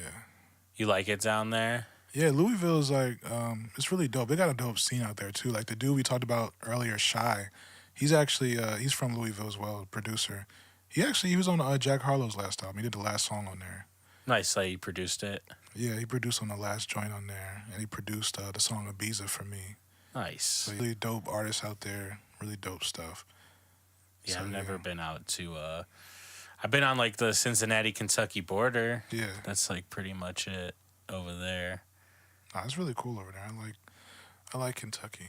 Where's your favorite place you've performed so far? Oh wait, there we go. We good? Just having some frame drops. Okay. Now we're back. Yeah, favorite place I performed. I gotta think. Definitely for sure one of them, if not the favorite, is Shuba's in Chicago. I did a show there. I think that was last December. I'm supposed to be going back out there, but that was really dope. I was opening up for this artist named Azizi Gibson. He's friends with my manager, and when I went to LA for the first time, that was like the very first thing I did in the city outside of leaving the hotel was going to a session with him in downtown LA. And I just played him some beats. He made like a whole song over one of the beats. Actually, the very first beat I played, he made like a whole song to. It was a dope song. I wish it would come out. It was dope. And he was just a really cool dude. So it was like when he was coming close to the Midwest or coming into the Midwest for his tour, we were able to get me on the show. And when I got to the show, man, his fans, he's an independent artist, but he's got like a really, really dope, strong fan base. So performing in front of them was like my first time. You know, I've done like a bunch of local shows where it's like, you know, you're just trying to get people on your side. Yeah. You know, you're introducing yourself to people, but they're just going there because maybe they like one of the people on there, maybe they like the spot. Yeah. Maybe they just, you know, they're friends with somebody. But that was like my first time performing on a show where it was like a crowd full of like hundreds of people that were super excited to see him, and whatever he was co-signing, they were open to. Yeah. Which is all I need. So it's like I was performing my stuff. They were jumping, you know, getting with it, and it was just a dope show. So that was one of my favorite shows. And I've had like some dope shows for different reasons. Like with So Far Sounds at the beginning of my tour, we did a show at Cleveland Rocks, the rock climbing spot. Yeah. And that was just dope because it was just like a really dope space with like a, you know, glass ceiling and stuff. Yeah, that was dope. Did you go rock climbing? I did not. I definitely didn't, but it was dope in there, man. That shit's hard, man. I tried it before. That looks super difficult. You gotta have a lot of upper body strength. Yeah, I don't know if I can pull that one off. Me neither. But I'm trying to think, like, what else is dope? I mean, like, you know, I like the Grog Shop a lot, of course. Yeah. You know, No Class is like a really dope place. I performed that a couple times. But yeah, Shubas was probably like my favorite show so far. But I really like, you know, I like going to all the different spots that we got around here. Like we have Sense Pizza was cool to perform at. Like we got a lot of just cool stuff in Cleveland. Like that's something too I wanted to talk about when I got here. Was like, man, the Cleveland scene. Like, man, we got a lot of dope artists. We got a lot of dope people putting stuff on. Crowbar too is cool. Yeah. Like we got a lot of cool stuff going on. So just wanted to shout that out. You ever been down to like Forward and stuff? I haven't. You gotta get some like club Will Cherry remixes and send them to Bobby. That would be dope. Because he's actually. always DJing there. Or at least I always see him on Instagram there. That would be dope. Yeah, that's something I want to get into more too. Like I did some remixes for Burgundy, but I'd like to do like some more like, you know, just super far left like club stuff. Like jump into different houses, like house remixes. You know. Shit, I mean, even some of like the Worst of Me song, like that vibe, like I feel like could go at like some night shit. Definitely. Especially now, like certain kinds of songs getting popular. Like I feel like more people would be open to that versus like 10 years ago, it'd be like Skrillex. Like if you're getting electronic, it's like wah, wah, wah, wah, wah, like kind of shit. Yeah, that's something that was like hard for me to connect to. But like Worst of Me. That's very true because, like, you know, that's, like, inspired by, like, K-Tronada. And I feel like people are more open to that now, for sure. Yeah, like that up-tempo with the drums. Yeah. Like, yeah. You know, it's like the 4 on the floor beat with the bass going. Yeah. Get everyone dancing. I definitely want to dive more into that, too.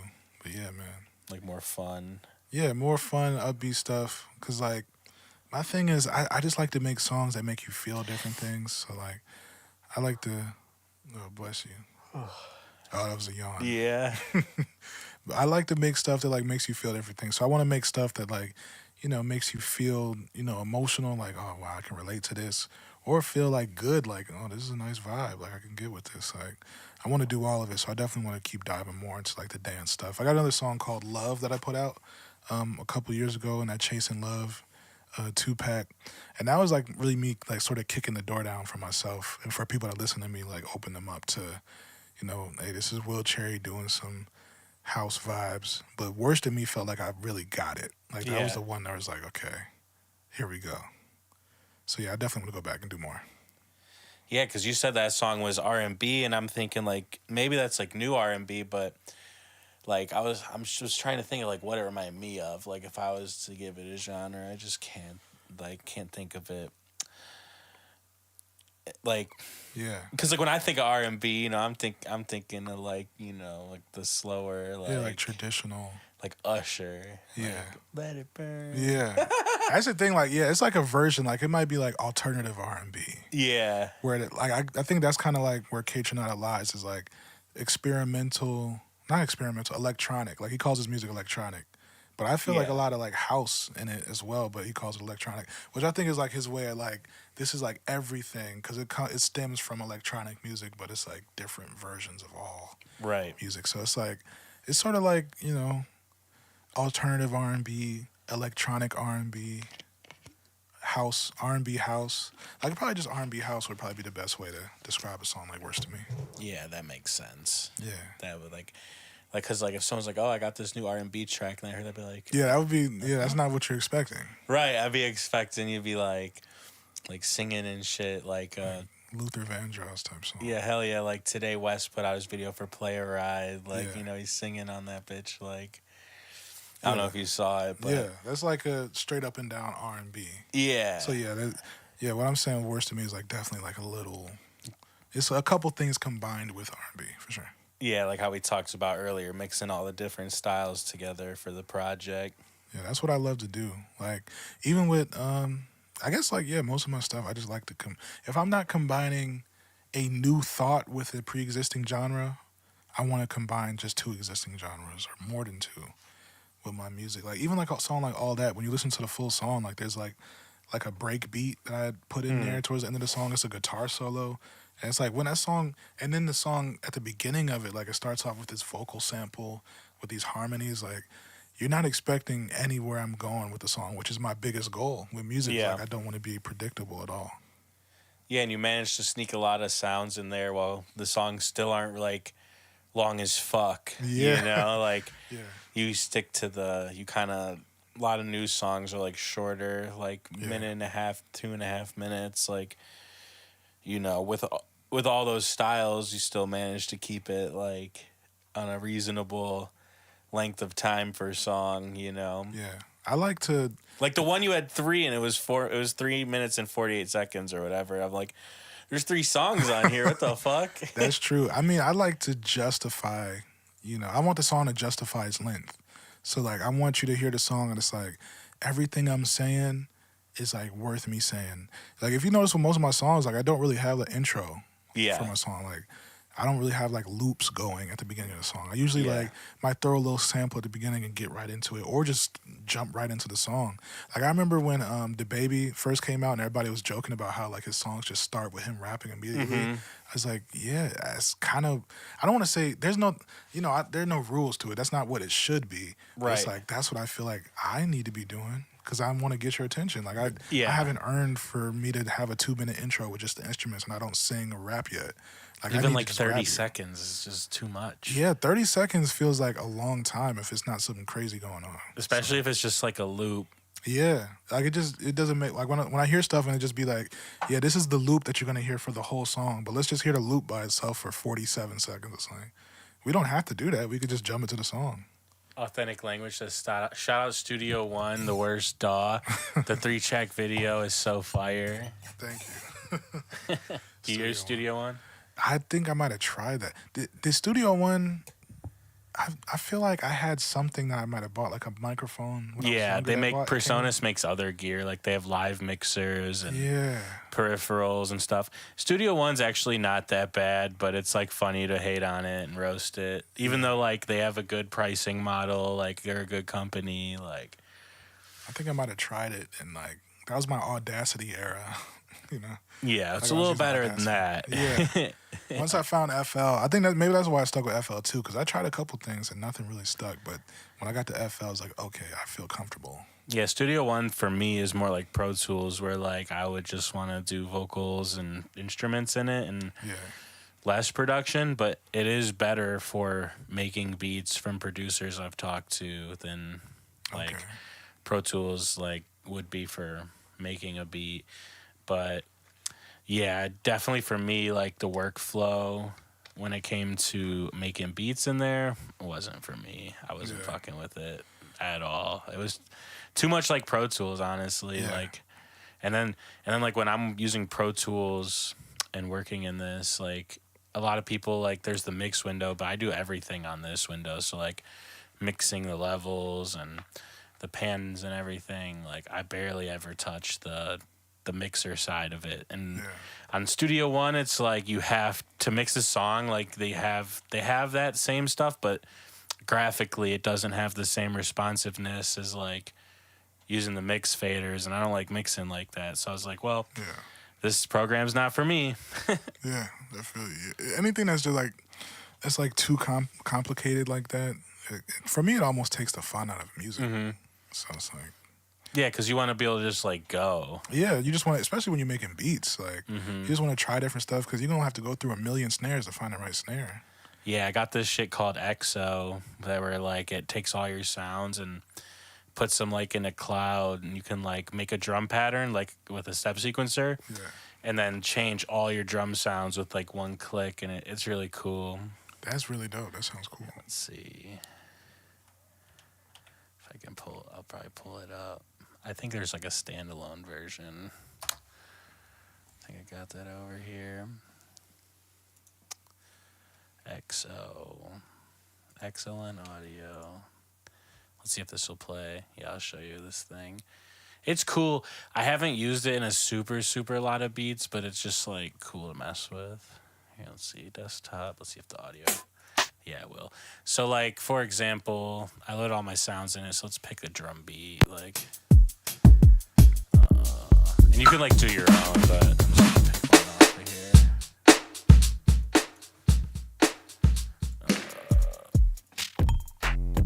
Okay, yeah, let's go with this because it's got some bass in it. All right, so then if you go back to this thing, you can change all your sounds in here. Ah. So like, where's the fucking button? There's like a button to change the whole kit though. What's the snare? Oh, here we go. And these are all like my different drum sounds. So like, That's cool. you know, so you could like get a nice little like, okay, it's interesting and like. Yeah, that's dope.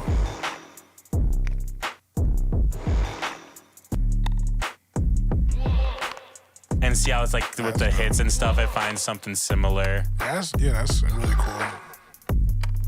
And yeah, so like it'll scan all your sounds for stuff that's more, you know, similar or whatever. That's dope. Okay, let me stop that. But yeah, they have a bunch of presets you can like buy. You can like buy like different drum patterns or whatever. You can just make your own. The only thing I don't like about this though is if we were gonna edit like a drum pattern in here, the steps. See how there's an A and it's got 4 like that, and then B. So it's like on FL if you did like 8 steps, and I always do beats with 16.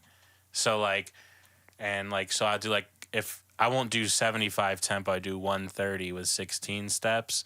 So with this, it'd be like 130 with 8 steps. So like, or you could do it the other way where it's like I don't know if you see like, but like kick, then snare. Yeah. It's just there's like I like having that extra step in between. So I feel you. That's why I find myself using this a little less. Is just because it doesn't.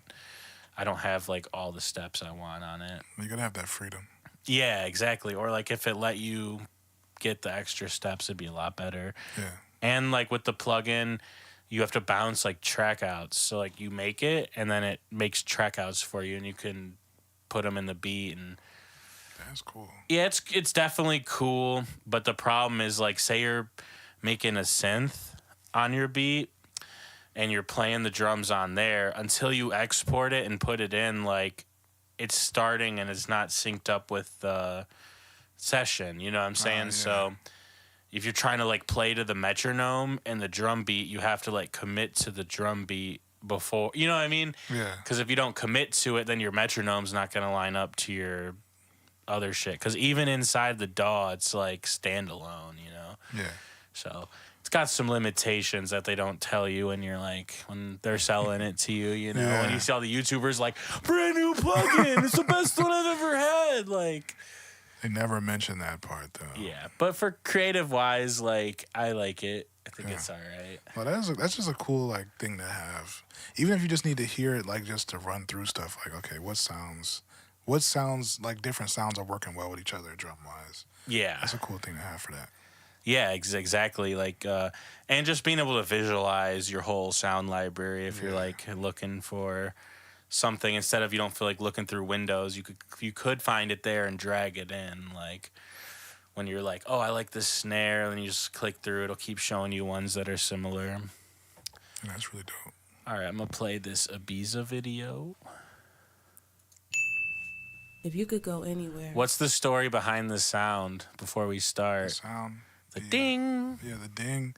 Honestly, I just put that there because I wanted to have an attention grabber. So, because it's like, that's the voice is my girlfriend, Erica. Mm-hmm. Like, she's asking you a question, so it's like, and then she asks you. Instead of like just asking you a question, then you might not be at full attention. Yeah, like when I was getting all these videos together, I had some other stuff going on in the background. I'm like, what the fuck is that ding? It's like, is this dude's stream? It's like ding, ding. And I'm like, oh, it's in the videos. Yeah. Like, so that makes sense. Yeah, it's supposed to just like stick out and grab you. Well, it definitely grabbed me, but I was confused where it was coming from. Huh. If you could go anywhere, where would you go? In this life, we work ourselves to the bone often. I had to change my mindset to be more open to self-care, more open to celebrating the wins I already have, instead of focusing on the past or the future. I want to focus on right now. Sometimes the best day to relive is the one that's just beginning. You only get it once.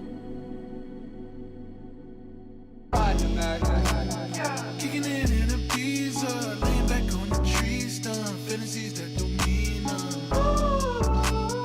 Telling you that you need one, hands out like you need some. Be careful what you reach for. On the road, on the road, on the road, on the road, on the road, on the road, on the road. Stay in the gym till I feel like a new me. Take the time, mix it up like a smoothie. I can't vibe with you if you ain't groovy. Play a part I get cut from the movie. Lost my grip, but I'm felt like a loose leaf. Going anywhere that the wind blew me. Hit the mattress, then she do me. Hit a backflip in the coochie. This is practice, hit them smoothly. When my tracks hit, it gets spooky. If you mad, then you can sue me. Niggas talk, but they don't move me. With my gut out, like I'm Gucci. With her butt out, like she Judy. I can understand why she choosing. Jewelry different colors, like it's moody.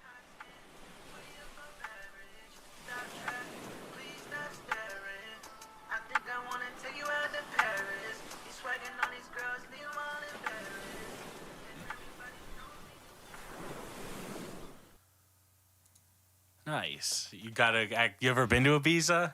No, I've never left the country before. Really? You got a passport? No, not yet. You got to get that thing. It lasts for 10 years. Yeah, I need to get it. Like, that was one of the things I had liked about the EP. Like, when I called the EP Anywhere, I had the songs already, so I just had a song called Ibiza. I had a song called Feel the Way and a song called Ray-Bans. And low-key, the reason why I put these songs out was because, like, Ray-Bans, my manager wanted me to put that out, and it worked out because that's, like, my top song right now. But my manager wanted me to put it out, like, all my friends and everybody was like, yeah, I think this is a good song to put out. So I was like, I wasn't really, like, that big on it. But everybody was like, you should put it out. So I was like, I gotta, like we talked about before, it's gotta be a story behind it. It's gotta be like something has to justify its release. So I came up with the EP, like, okay, this song sounds like Jersey. I don't want to just put out a song that sounds like Jersey and just be like, okay, this is a song that sounds like Jersey. I want to put it out and say, yo, if I was able to go back to when they first created the sound of Jersey Club, this is what I would have made. And this is what it would look like, and this is what I would do, and this is my way to show respect to it. So with the EP, it was like same thing. It's like, okay, let me put the song Ibiza on there because I've never been to Ibiza, but it's like a song about the idea, like what it would be like, to kick back there. And it was the same sort of thing with that. So the video, we shot that on Lake Erie, but in Bay Village actually. On Made Lake Erie look nice. Thank you. Yeah, and part of, like, to me, that's like part of the charm too. Is like the fact that it's not Ibiza. It's like, oh wow, who would think to, like, name a song Ibiza, shoot it on Lake Erie with the history that Lake Erie has with catching on fire and stuff. It's like kind of tongue in cheek, but to me, I just like that a lot. And that's another one or two. Now I think about it, I got a few of those in my videography, but I like that video. Yeah, hell yeah. Dropping a couple frames right now. I'm trying to let it settle out. I'm just going to play a song off your project real quick while the internet decides to figure out how it wants to work. Where would you go? I've never been much of a dancer, but sometimes I wish I could just experience what it felt like at the iconic clubs throughout history. The Cotton Club, Studio 54. Okay. All right, we're back. It's green again. You see, I brought out the big blue cable today so I wouldn't have internet problem, but we're going to have to call Spectrum. Spectrum, what are you guys doing? What are you doing? We upgraded to the best internet package at Will's Music House, and you're still giving us problems. Like, this is not good. Like, it's not good for business. Going to have to leave a bad review for you guys. Yeah, Spectrum. Gotta get it right. They're like, oh, we need you to pay your bill. Like, don't be 1 day late. Well, maybe I will start being 2 days late because, this fucking going red shit. Yeah. It's not what we're all about over here, all right? Yeah. We're 2 hours in with Will Cherry. What do you want to tell the people?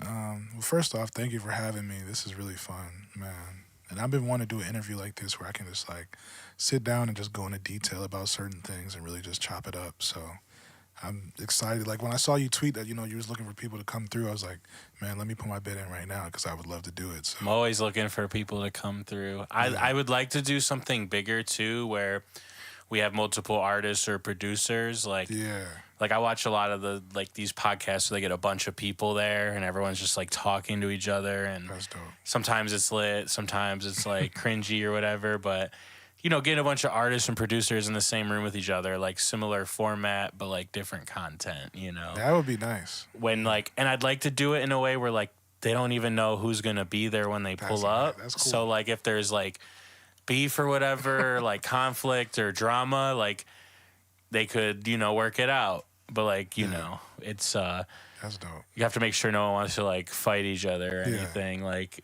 can't bring someone there who's like, oh, I'm going to beat somebody up, because can't be having that on YouTube, get kicked off. That's really cool though. I like that.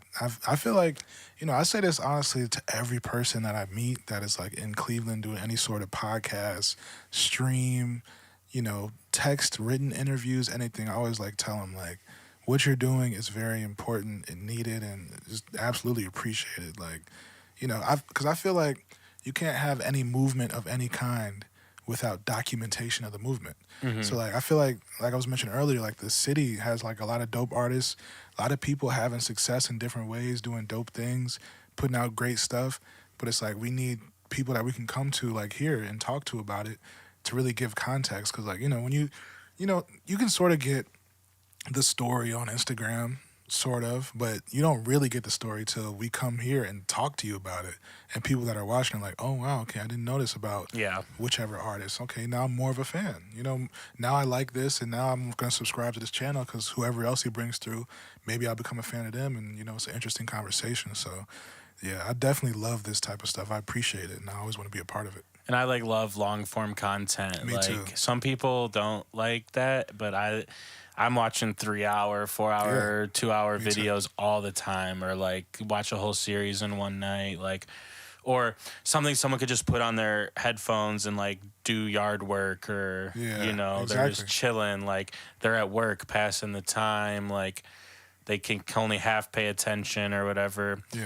So I like that, and like you said, also in the scene we need other things like that, like other platforms and stuff, because it's not the blog era anymore. Like, people want to put a face to the song more than just like clicking your link that's really just for you. Like, oh, this random page wrote about me. Like, people are consuming this kind of content with video more than like, oh, my buddy was in the newspaper. Like, they'd rather be like, oh, it was like on this big, like if you were like in the New York Times for something would be fire, but if you were on like Joe Budden's podcast would be way cooler. Like, just from like the people that'll see it and consume it versus like, I don't know. That's just the way I like look at stuff now. So it's very true. Like, because I'm the type of artist, like I really like to do everything. So like, getting on like the Plain Dealer and our over by Illyria, it's the Chronicle Telegram is our newspaper. Like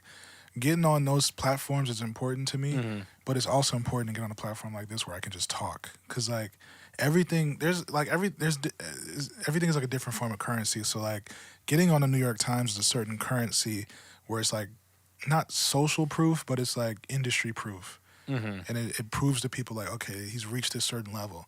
And Joe Budden's podcast is sort of like that too, but at the same time, that's where they're going to actually listen to you and get to know who you are as a person. Like, because, a lot of people don't really read like that. No. So it's like sometimes getting on a certain blog, just the headline of it is going to do that, work. But then getting on the podcast is going to be a different sort of work for you. So it's like, to me, like, it all matters and it all has different values, but I just like to talk about my art. Because, like, all my favorite artists, like, I like to hear them talk about the art. And it inspires me, as an artist. It also just makes me a bigger fan to get to understand them better. Do you, like, record all the time, or do you have to wait till you're, like, really inspired or, like, live some life experiences before you can get on the mic? Yeah, I'm one of those artists. I really got to live a little bit. I got to live. I got to do some stuff. I got to let something hit me inspiration-wise. Like, this week, I've been, working on a lot of stuff for the next project. But before that, like, it might have been like a month or two since I had last recorded some vocals. I might have been, going in, tweaking mixes, tweaking beats. But as far as recording, Like I'll take like a month or two, really live life, come back, make like 3 or 4 songs.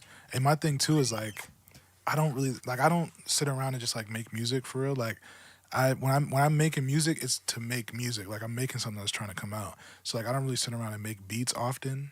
Like when I'm making a beat, it's because I'm planning on making a song to that beat. So anytime you make a beat that another artist gets on, is that like one that just it wasn't good enough for Will Cherry? I don't want to say it wasn't good enough. Well, for Will Cherry, the artist, like not like it wasn't good. You know? Yeah. It's just like it wasn't right. Like Yeah. it wasn't right, and I couldn't think of something.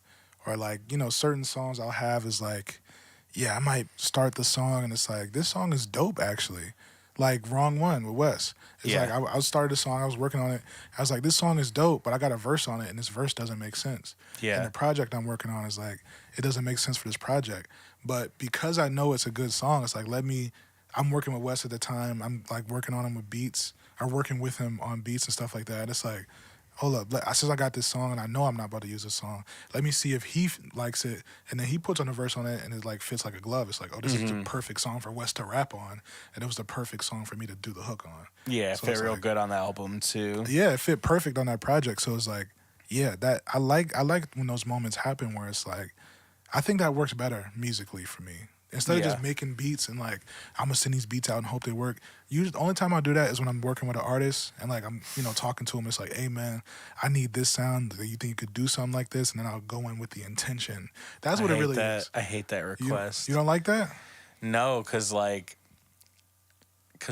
you can like deliver on it and it comes out the way you want, but like. Yeah. When you like have never heard of something and someone's like, let me get this, you like listen to it and you like try, I don't know. My process has always just been very like, even down to the way I play guitar. Like I hate learning and I hate like copying like other things. Like not like I hate learning, but like I hate learning other songs. Like I'd rather create like my own chord progression, and then if it sounds like someone else's, then cool. But like it wasn't my intention going in, Yeah. It's like I don't know if it's like some of it's like a skill thing, one, like where copying somebody like is or not like copying, but like even just drawing like influence, like you kinda gotta like learn and like analyze a bit and then also like replicating it without. It's kind of like if you listen to a drill beat, you're like, oh, I'm gonna make a drill beat, and then you like listen to the drums, and it's like that's not sounding right. That's very true. Like, what I think it is. I think what I like is when somebody asks me like, hey, can you try to give me this sound? I want to work on something like this. And they're asking me to do something that's already in my wheelhouse. And it's like, oh, yeah, for sure, I got you, because I already know how to do that. That's one of my tools. Yeah. Now, if it's something that's like, hey, can you do this? And it's just like, if somebody's like, I want to make like a country song. You think you could... It's like, bruh, I don't know the first thing about how to make a country song. You're like looking up like some artist, and you're like, well, we'll sample this and put some trap drums on it, like Kenny Rogers type beat. Yeah, like, I can't do that, bro. Like I feel like I'd be doing a disservice to them to try to do something that I don't know how to do. Yeah, like, I could try to learn, but we work fast, so it's like I like when somebody comes to me like, hey, you think you could try to do this something, and because what it really is, like, it comes down to intention. So, like, I like to go into making music with the intention of doing something. So, like, I open up FL Studio, like, okay, I want to make this type of song. Yeah. And I'll go, like, digging through the YouTube crates for samples and stuff like that. Like, okay, I'm looking for this type of sample. I want to make this type of song. And to me, that kind of gives me the best results. Like, it might not be that I have to say this thing or the beat has to sound like this with this progression, but it's just I have to have this feeling. And when I'm searching for the feeling, I feel like I'm able to execute the feeling better than if I'm going aimlessly. Yeah, that's funny because I'm like the exact opposite. Wow. Like, I'll go into it and I'm like, I want it to sound like this, and then like I hit a roadblock. I'm like, fuck, new beat. Like I gotta start over. Like when I like go into, I don't know, like it's the same kind of thing. Like I like to live life and like recharge, like.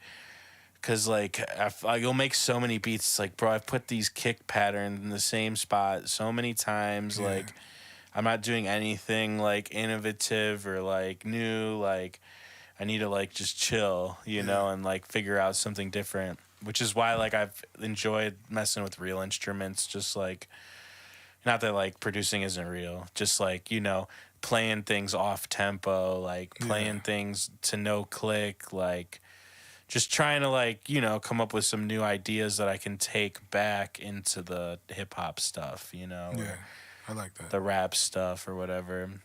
Yeah, I like to do that. I like to dive into other things. Like I got this song I'm working on right now, where it's like super hard drums. It's made for live performance. It's gonna be like one of my hardest songs ever, and like randomly in the song, like these church chords come in, and it's like that's my favorite part because that's something that nobody else would do. Yeah. And like I feel like that's like the funnest part of making music. And Like an organ? Yeah, it's like it's keys, but it's like chords that I play in church. Oh, okay. Like chords directly from church. Like you recorded like you there? No, but like I programmed it, but it's like chords I would typically play while I'm at church.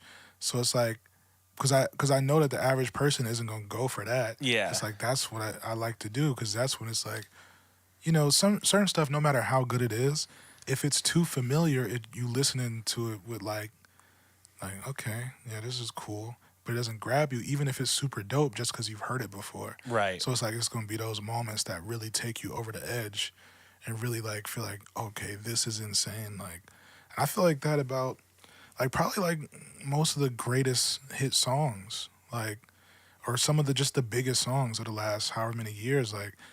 And that's what's so funny about music, like with artists that confuse me is like when people make stuff where it's like, okay, we're just trying to, you know, replicate whatever's hot. Is like, yeah, but if you want to make something that's great, it's got to be a little weird.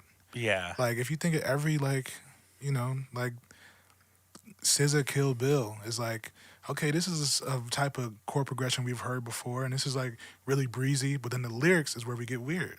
Even like Tyler the Creator's like goth shit, like the earliest versions of his music so different. Like even I'm sure like, you know, like the new stuff's different too, but like when that shit like came out, like this was even before everyone was doing auto-tune rap and all like the grungy rap, but it was still like this is some weird shit. But it was like not everyone would fuck with it either. Like he's like kill people, burn shit, fuck school, like dudes are like, what the fuck are you listening to? It's like Tyler Creator, shit's raw. Like, bro, you know that's like a perfect person to reference too, because it's like, you know, the beats that Tyler was making was heavily Neptune's influence, and Neptunes were the biggest producers of the 2000s. Yeah. So it's like this is somebody that's making music that is very similar to extremely popular music, but why is it so weird and niche? It's because he knew to inject that with something that was very weird. So it's like you can take something that feels familiar, but you got to be different over it for it to really connect, you know? That's why I think like a lot of the like rap music, like Yeet and this like slimy, drug-laced, depressing music so popular right now. It reminds me of like 90s grunge music, like repackaged as rap music, like where I'm not saying like the sounds are the same, but it's like that aesthetic and energy, like the spirit of it, like the fuck it, like everything's fucked, like people are on like drugs and depressed and sad, like these artists keep dying, like, and it reminds me of that, like, you know, like people wish a lot of those bands like could still be around, but they're not, and their music was very simple. It was like complexly simple. Like you listen to a Yeet song, it's like, oh, it's like a simple song, but you break it down, it's like these synths are crazy, these 808s are crazy, like the engineering's crazy, and it's really cool, you know. So that's why I think like a lot of the music now, or maybe it's at like, I don't know, it's hard to say, but it seems like some of that music's on the decline side of where it was, you know. Like I feel like a lot of people are looking for something new again. Like I think so. You know, like it's still fun. It's still like fun music to vibe out to and have a good time to, but it seems like people are looking for something new. Like I talk about that with like my guys a lot because that's like the moment. That's the moment that we enter the picture. Like, so it's something that I don't even like feel upset about. Like as a fan, like I might not be super excited about everything that's coming out, but as an artist, I know that I'm making something exciting. So it's like, okay, this is your window. Yeah. So that's the most exciting thing for me is like, I know with my music, like I said before, I don't want to be predictable. I want to give you something you can feel, but it still can be fun. I want to provide all these things that I feel like need to be provided. So, like, they say, like, an invention. Sorry. An invention isn't a great invention unless it's needed. Yeah. Like, to make something like something great, it has to be something that was missing. So I feel like I'm something that's missing in the game. So I feel like that's what's gonna, that's what's gonna open the door for me. Oh yeah. I'm just playing it quiet in the background. Yeah. And you mentioned church a couple times. Is that like a big part of your life? Yeah, for sure. Like, since I was a kid, I was going to church every week, sometimes during the week. And that was like my biggest experience with music. My mom was actually, she was a radio personality on this AM radio station in Elyria that's shut down now. It's called WJTB. But she was a personality on there, so she used to play it was R&B and gospel mix. Then eventually became gospel, but it was R&B gospel when she was on there. And she actually met my dad there. My dad was a singer, and he would sing at different churches and stuff throughout the city of Cleveland. And he came there, and they met each other. So it's like I was sort of birthed through music. Like the relationship was formed because of a love of music. And growing up, I was always in church, always hearing church music. It was really church music and R&B. 93.1, the R&B station. The Fish? No, that's 96.5. It's 96.5. No, I swear that used to be like I don't listen to the radio anymore. So yeah, 93.1 was the thing that we listened to like a lot in the car. It was a mix of that and gospel. So it was like that was where a ton of my influence came from. And then as I got a little bit older, I low-key was like a late bloomer with playing the piano. I was playing the drums as a younger kid, but I got to the piano by the time I became an adult. And I wish I would have started when I was younger, but whatever, When I started with that really turned my music up, and it really like pushed me into wanting to do something that's just completely out the box and completely unexpected, because I had these feelings where it's like like all of it kind of traces back to like blues music, jazz music, and then like heavy gospel music. It comes back to black music in general. It's like these chords that just have a lot of feeling in them and have a lot of sometimes pain in them, but a lot of hope in them. And they're just like sometimes even if they're simple chords, they just have a lot of feeling to it. So with music, I always search for that. I think that's part of the reason why I was such a big fan of like Tyler when Tyler came out, because Tyler's like the pretty chord dude. Like he has that Pharrell influence that traces back to Stevie Wonder, who was like the ultimate chord god. So it's like, for me, that was what I always wanted. And my music is like not heavy on the chords right now, but it's like, it's present when you listen to it. And not just the chords itself, but like the vocal samples I choose. Some of the harmonies I do on my songs, like you can trace it back to church. You can trace it back to, the keys, just trying to get to that soul. yeah. So for you was like the church thing, like it's more like community, family, music, or just like for like the religious aspect of it too, like for how it plays a role in your life and what you want to achieve and stuff. It's been all of it. It's like deliverance. I feel like that's why I'm the type of person that, like I pray, I have faith. Like I think about, I don't know. I just think about things never in the way of like anything is impossible or anything is just like not going to work, because I have the faith that anything is possible, because I grew up being taught about like, stories of people in the Bible doing the impossible and making it possible. And like, just that base of faith comes from church. So it was everything. It was family, it was music, and it was like actual faith, like principles and all that type of stuff. Like everything, traces back to that, because it's just such a core part of my upbringing. Yeah, it keeps you a little bit grounded. For sure, yeah. Nice, that's cool. Yeah, man. Yeah, so Ultraviolet, man, it's a good project. Got this song right here, "Hold Me Down." Thank you.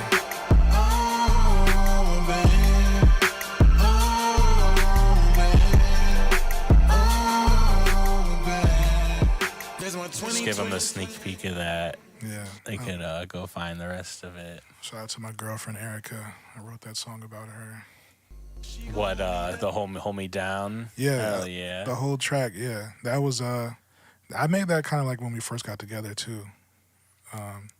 But yeah, I like that song a lot. That song just, it has a lot. Actually, when you get to the end of that song has like me programming chords that I play again. I never thought I'd know a love like this. Like when you get towards the outro. Look at all these producer credits that you give. The producer credits. Just on the on your album on YouTube.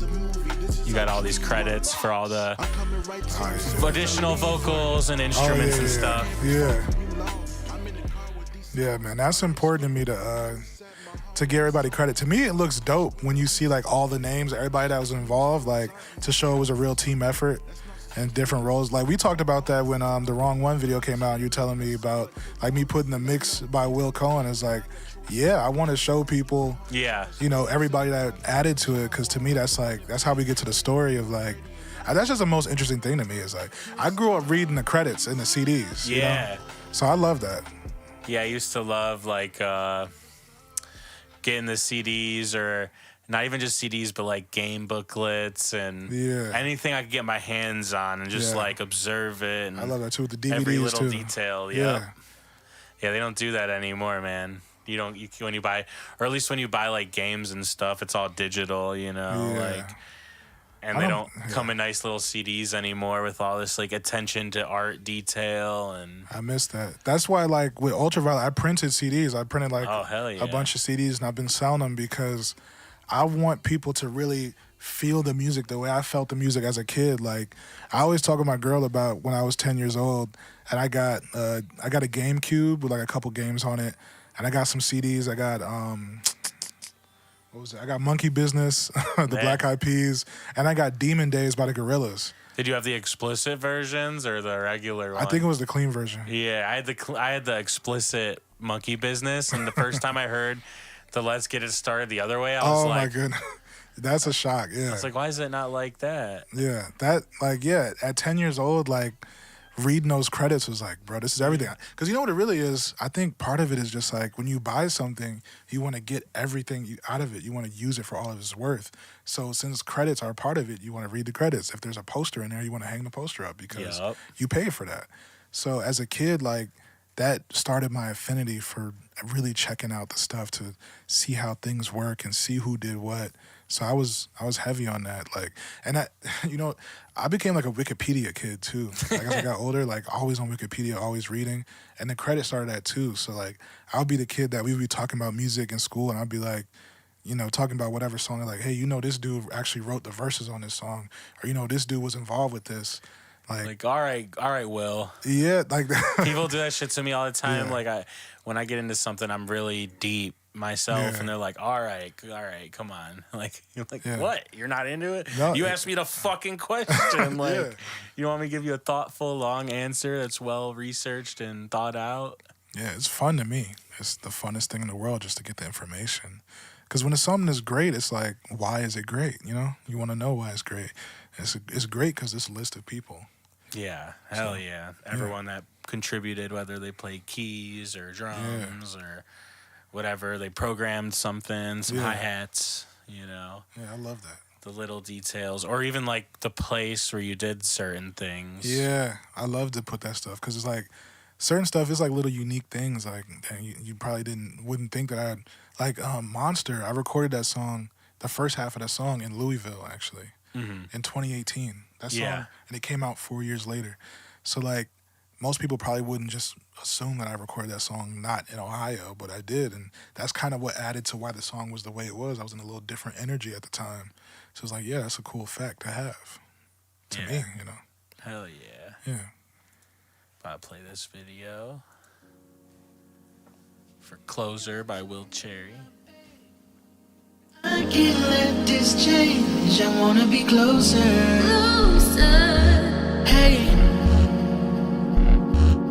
calling on my name. Hey, when I'm away, we gotta be closer. I can't leave you alone. Can't afford to spend the day. Can't afford to spend the day without you. You know that I feel the way. You know that I feel the way about you. And I can't get enough. Gotta feel your touch. closer, closer, closer to you. I'm closer to you. I'm closer to you. I'm closer to you. To you. I'm closer to you. Come closer, closer, closer. Just like me, they must be close to you. They must be close to you.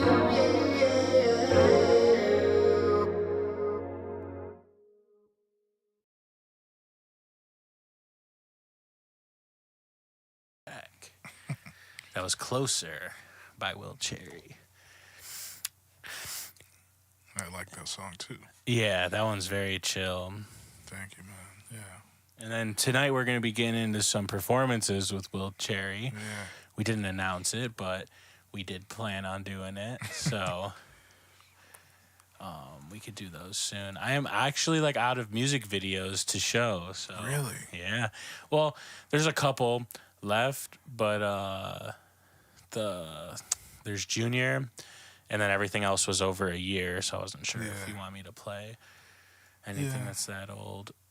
You got Feel Away too, but we're gonna perform that one again. Yeah, I was thinking the same thing, because like if it was getting pretty close to there, we're about 2.5 in. Yeah. Who's trying to see a performance? If you're watching the live stream, throw some ones in the chat. Hey, what's up, y'all? Let's get some ones in the chat for the performance. So yeah, what any topics or anything you thought of while we were talking about stuff? Let's see. Maybe we could talk about like what's your favorite era of Cleveland underground music? I mean, I have to say like between like 2013 and 2019, just because like that's when I was like young. Yeah. Now like I always joke with my buddies. I'm like, remember when you guys used to like mess around and say so and so? Oh, they're like 30, they're washed up. I'm like, welcome to being 30 and washed up. But at least we got like different kind of stuff we can do now. Like like doing this stream. Like part of the reason I started this was like finding more. I was just sitting here one day, like, I engineer, I know all these artists, like, but I'm like so out of touch with the like 18 to 23-year-old Cleveland artists right now. And like, there's no way there's not a bunch of them that are like dope. They're from whether it's downtown, suburbs, East Cleveland, like Cleveland Heights, like they're out there. Like, for sure. Music's so accessible now. So I still really haven't been able to, really dive in too deep with the newer crowd, but maybe some of them will find the show, or, just because like, I don't know, like back before, like everything used to like run through blogs. So like you wanted to get on a blog and get a PR, like get people to put you in the newspaper, like little showcases. Like now people use TikTok and like Instagram reels, and like they're not as, I feel like young people are less connected to here. Where like when we were coming up, it was all about here, like getting out of here, like the artists from here, for as the way people talked about the community here, like at least there's something, whether it's contentious or gate kept or whatever, there was something, and I'm sure now it's fire, but like, I don't know, just, I know a lot of the guys that were coming up during that time period, their careers haven't all like panned out, like where they all became famous, whether it's like Tay or Banky and these other artists, like, but the music's still like timeless and just so good. Like, and I still really like what people are making today too, it's like nostalgia, like, cause I lived through it, and personal connection or whatever, like Sean, like all these guys, like, I mean, shit, even like back then, like,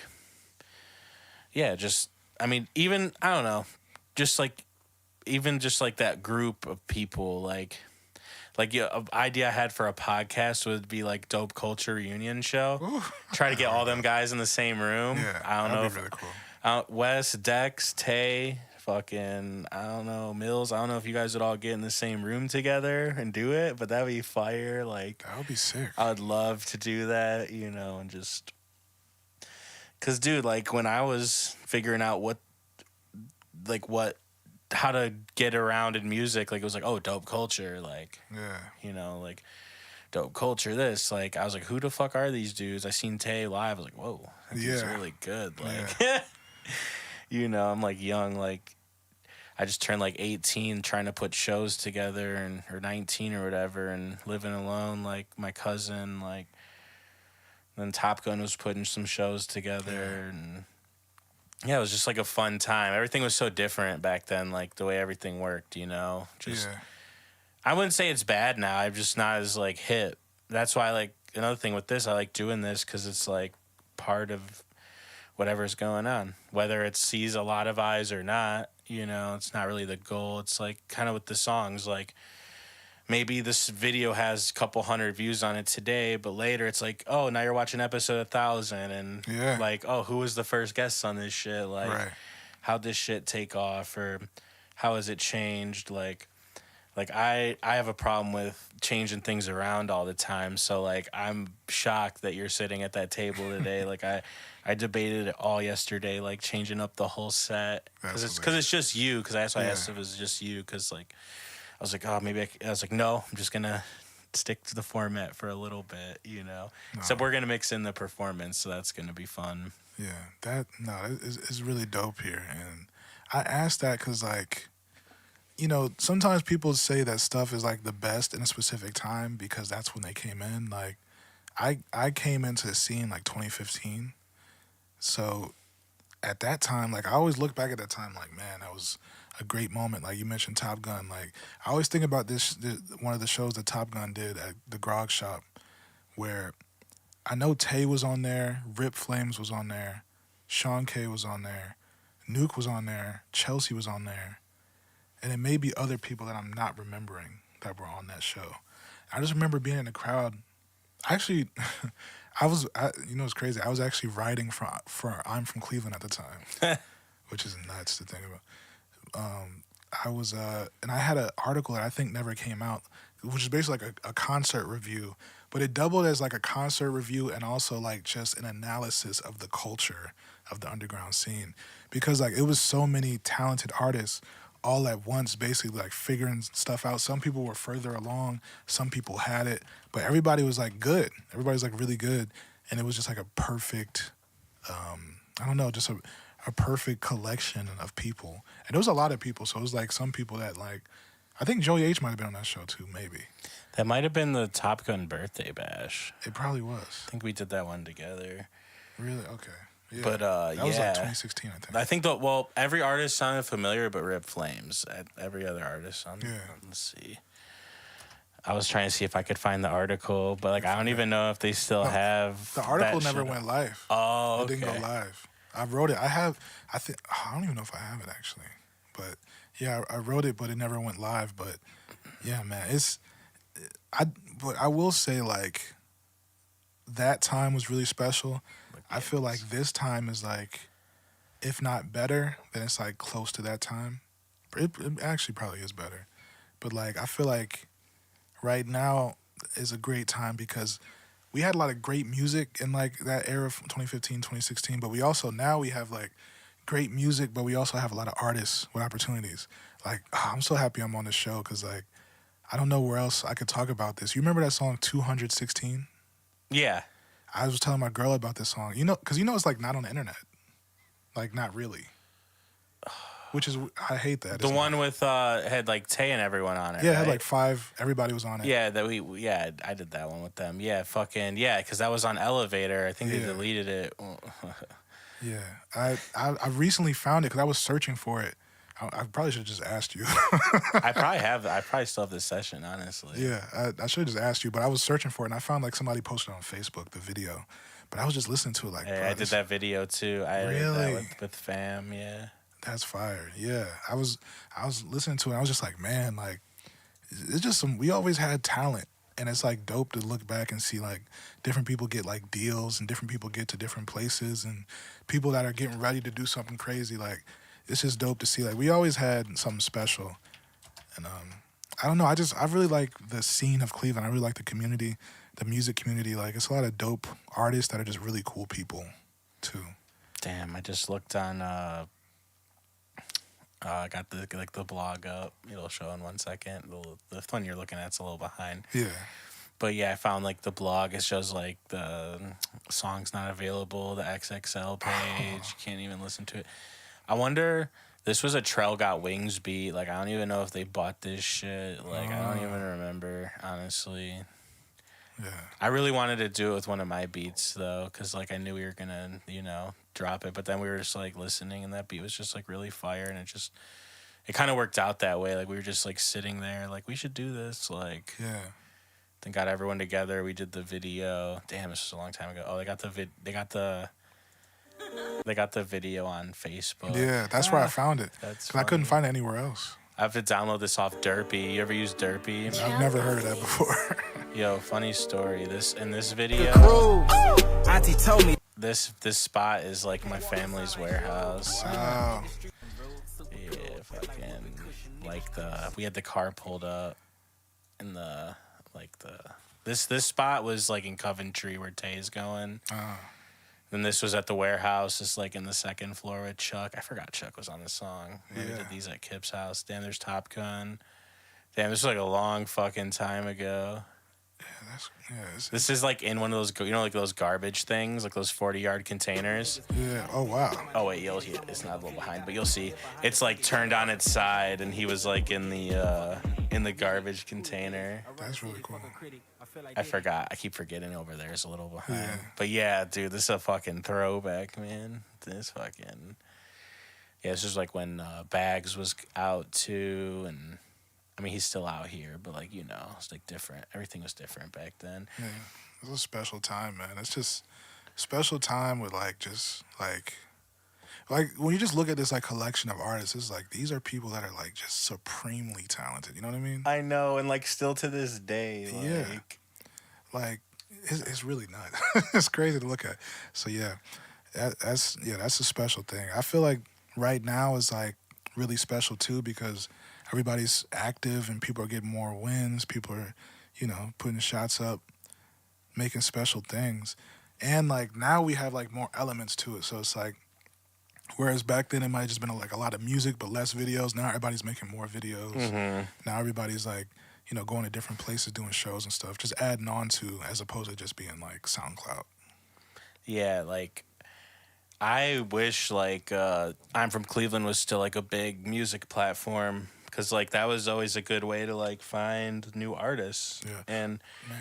And, like, nowadays, it's, like, I mean it respectfully, it's, like, a travel website. Like, they do, like, local content, like TikTok-style shit. And, like, their followers are way better now than they were back then. Because, like, obviously, like, I don't know if business-wise, if it's sustainable to, like, be like, oh, like, I'm promoting local rappers. Yeah. Like, I get it. Like, I even get the pay for play now way more than back then. Like, I mean, people pay for ads on Instagram, TikTok, all this other shit. So I get why there's, like, kind of a pivot. But I do wish we had more media things, like, whether it's, like, you can still cover national stuff and whatever, like, city stuff. It's hard to figure out the up-and-coming artists, like, for me, like I said, going back to why we made this, like, figuring out who's around, Yeah. Like, bro, it's a weird thing. Everything is just, like, super fragmented right now, which is weird because it's, like, we're in the information age. But everything is, like, fragmented. To me, it makes sense why I'm From Cleveland became, like, bigger than music. Like, I feel like they did the right thing. Yeah. I feel like the other right thing is that stuff like this has to come in to fill the void because like we're talking about, like, people don't read as much, so it's like maybe the articles might not even make as much sense for them to be happening. Like the last time I was on I'm From Cleveland was with Burgundy, and the article was basically about how Burgundy had gotten posted on Pitchfork. So it's like basically like instead of being like a article, which I get, it's like instead of being like, hey, this is like a new artist from Cleveland, it's like, hey, this is an artist from Cleveland. he was co-signed by Pitchfork, and that's why it's news. Yeah. Which I get for the type of platform it's become. I feel like platforms like this is where it's like, okay, this is where you'll get the artists that are from Cleveland to come through, and you're about to get their story, you know, get where they're coming from, get what they're working on, and have like a time capsule. So for years to come, you'll be able to come back and watch this to understand, you know, like understand who they are or who they were in this moment. Like I feel like that's super important. That's, like I said, that's why I champion, you know, people who are making podcasts, interviews, anything, blogs, anything, because it's definitely necessary. And I feel like the impact of it, it might not be necessarily like completely understood right now, but it will in the future because like Banky is absolutely a superstar. Like Tay Miles is absolutely a superstar. Kipstone's absolutely a superstar. Like people, everybody's gonna, if it don't hit today, it's gonna hit tomorrow. So it's like eventually all of it is gonna be rewarded. You know what I mean? So yeah, and if it never does, we have all their albums. Yeah, so I get it for me. So you know, I got blessed to hear it and have it and know about it. You know, and if you didn't, I don't know what you were listening to. Yeah, man. So yeah, that's been my thing recently, is just like championing Cleveland, the music. Like whenever, like sometimes it makes me excited when I'm talking to somebody and they like, man, Cleveland ain't got nothing going on. It's like, bruh, let me tell you, let me put you on these people, because like we have some of the best lyricists, like some of the best melodic rappers, some of the best whatever you're looking for. Like we have some of the best music being made in the country in this city. So it's like, or it's like people will leave here and like they might not like co-sign Cleveland like they're from here really, but like if you're from here, you know, and like there ain't no problem with that. Like it just is what it is, man. This fucking music shit's like college football. Like there's talent everywhere and only 1% gets to make it, you know. That's true. And like you could be the the best one, and then you're still ass when you go pros. Like, you know, it's like you just never know, you know. It's like kind of random, like, because like I used to get discouraged when I would see like really fucking trash shit like pop off. Like I know all these dudes that are so fire, and like I get it more now. Like it's kind of like a mix of talent and luck. Like, you know, just even like whether you're making a business or doing anything in life, investing or anything, getting a job, it could come down to like you literally interviewed the day where like the boss was in a good mood. And now you're making like $50 an hour. Like, that's very true. Off of some luck, you know. You might not have been the most qualified that week, but you caught someone on a good day, you know, where they're feeling good. That's a great point. Like a lot of it is like uncontrollable, but that's why I appreciate when people like do what's in their power and like, you know, the control that they do have. Like Doughboy getting with Banky is like, okay, this is a great thing because this is a person that has a platform, reaching back to somebody that we all know is like one of the dopest people. It's like, okay, he has the audience, now he can put him in front of them, and it's gonna work because it's worked with us. So it's like all you gotta do is just get in front of a bigger crowd, and you see it working. So yeah, I hope to see more of that, and like my plan is definitely to be doing that from my position, like as I get bigger, and like I always want to work with Cleveland artists. I always want to give people, you know, the alley-oop, because I just appreciate it. Like I was talking earlier about Sango, like him helping me out, or the dude I mentioned doing the show in Chicago. Like those were favors essentially that people did to me, and it worked out, and I appreciate that. So I definitely want to, in whatever capacity, do that for other people. Hell yeah. Yeah, man.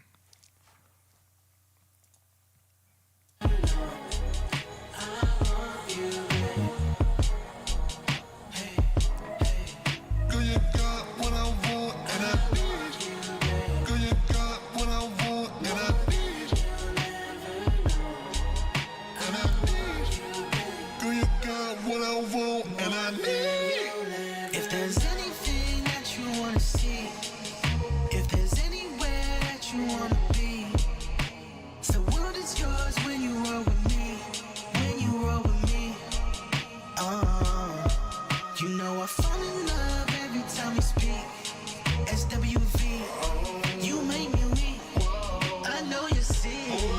I want you, I need you more than you'll ever know. Right now with the top down, sunsets when we fall out. Baby girl, we on top now. Yeah, we on top now. Right now with the top down, sun sets when we fall out. Baby girl, we on top now. We on top now. We on top now.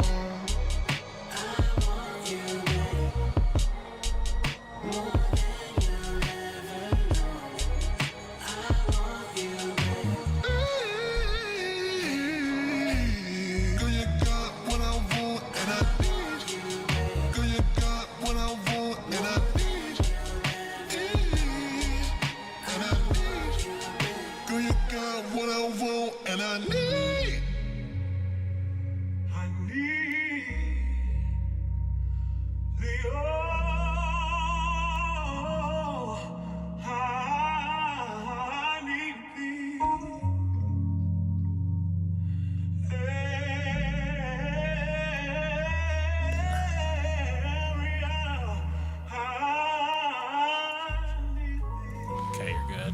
Check, check. I got something here to give you. Let's bring it up. It's very near and dear. Check, check. Yeah, pimp. All right. You're about to see Will Cherry perform live on Will's Music House. The first song he'll be performing is called Feel Away. Yeah. Okay, that's good. Just gotta make sure everything's solid. And this is Will Cherry, Feel Away. Keep my balance when I'm holding on to things that I can't handle. If I could have you, can go back in time for all the things I wish I could do half as right. Please don't feel away. Don't feel away. Don't feel away. Don't feel away. It's hard not to feel away, and I feel the same. Come on for one time. I yearn it, broke my heart in pieces. I earned it. Call my phone one time. I yearn it, broke my heart in pieces. I earned it. Call my phone one time. I yearned it, broke my heart in pieces. I earned it. Call my phone one time. I yearned it, broke my heart in pieces. Hit my cellular phone and I'm already gone. Whatever you want, that's what I'm on. Whatever you want, whenever you want, whatever you want, yeah. Hit my cellular phone and I'm already gone. Whatever you're on, that's what I'm on. Whenever you want, whatever you want, whenever you want, yeah. Don't feel away. Don't feel away. Don't feel away. Don't feel away. It's hard not to feel away, and I feel the same. Think I met you in a dream state. Think I met you in a dream state. Dream state. Think I met you in a dream state. In a dream state. Think I met you in a dream state.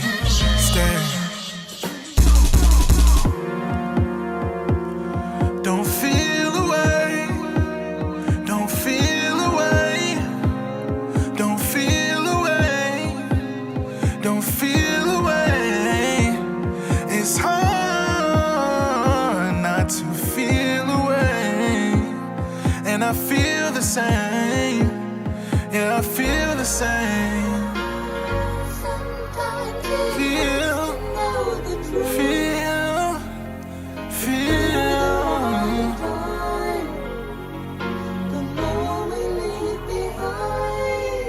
Yeah, I feel the same. Share the world with you. Before it slips away.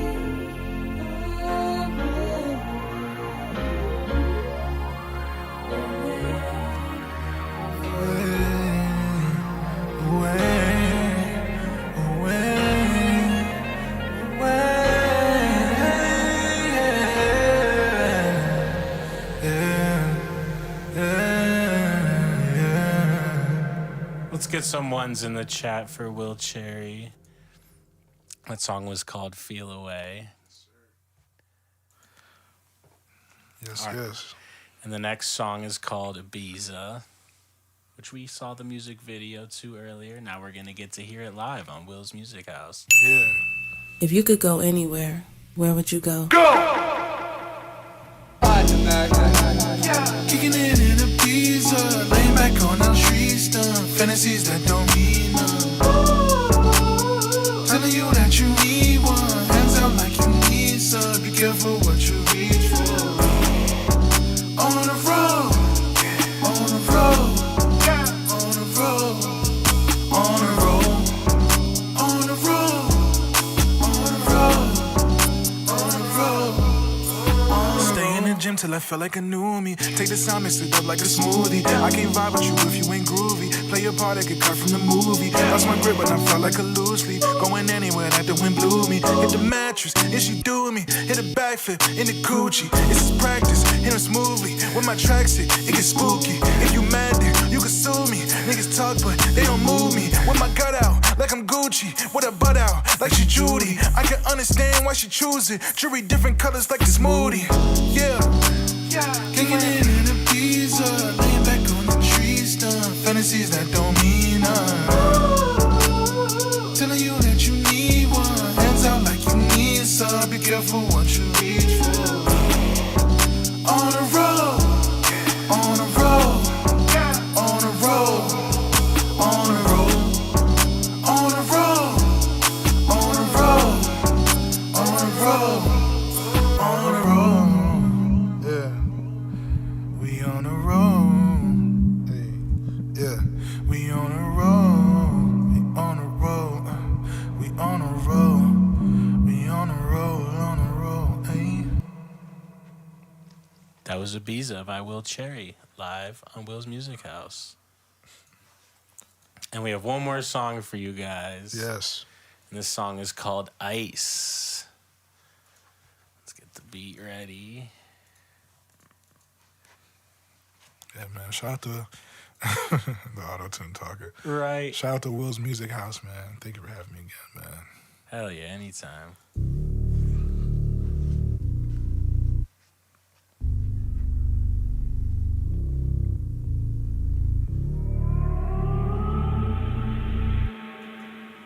Yeah. Yeah. Yeah.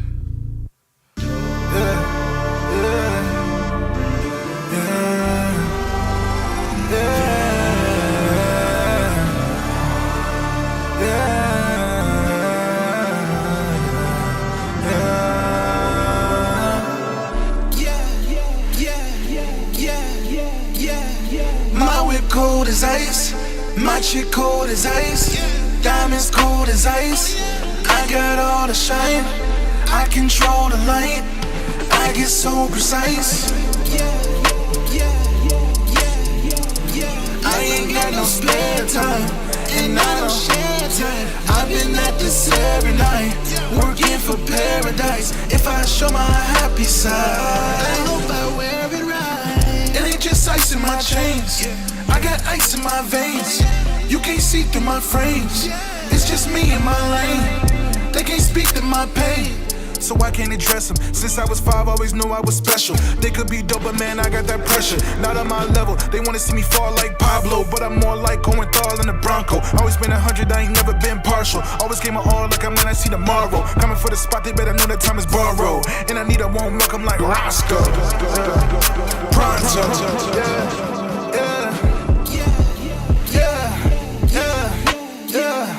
My wind cold as ice, my chick cold as ice, diamonds cold as ice.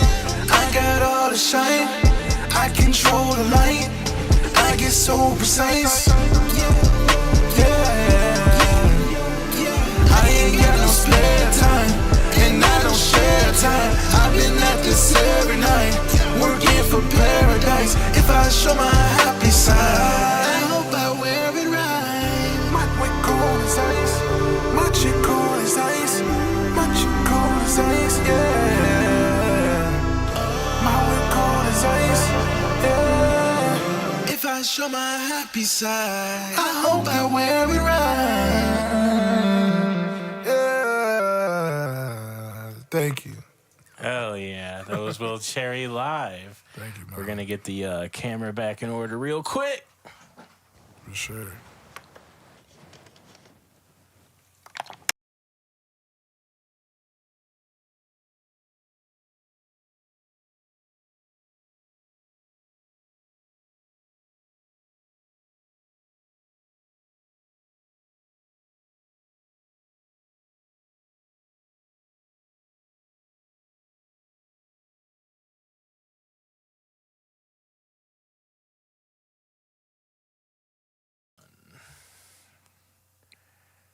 That was Will Cherry live on Will's Music House.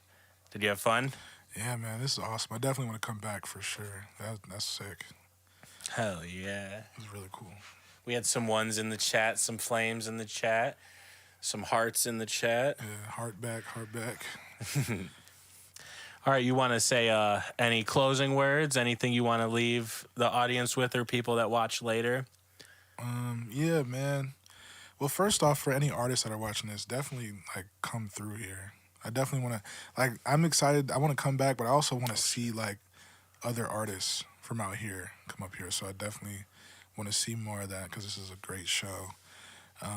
Yeah, man. If this is your first time, if you're not, familiar with me and you just happen to come across the channel and you're watching this, first off, thanks for making it this far into the video because we definitely talked for a long time. 3 hours. Yeah, man. That's what I wanted. I wanted to like really go because I feel like I never get to really like have a long conversation interview. So I'm glad. Thank you for allowing me to. Yeah, hell yeah. So yeah, like if you're just somebody that's on the channel going through stuff, you just happen to stumble across this. Thanks for making it this far into the interview. You can check me out everywhere. Will Cherry, everywhere, literally. I'm trying to make myself easy to find. Check out my videos. Hopefully you become a fan. I got merch right now. I'm wearing the Anywhere hat, which is a part of the Anywhere merch collection. You can find that on my website. The shop button will take you there to our Shopify. You can find everything there. Yeah, I think it's like some really cool stuff. We got stuff from that, and we have stuff from previous projects on there, so it's a whole bunch of stuff. I'm selling CDs. My album, Ultraviolet, my last project, which we talked about a lot, is on sale on the website for $15.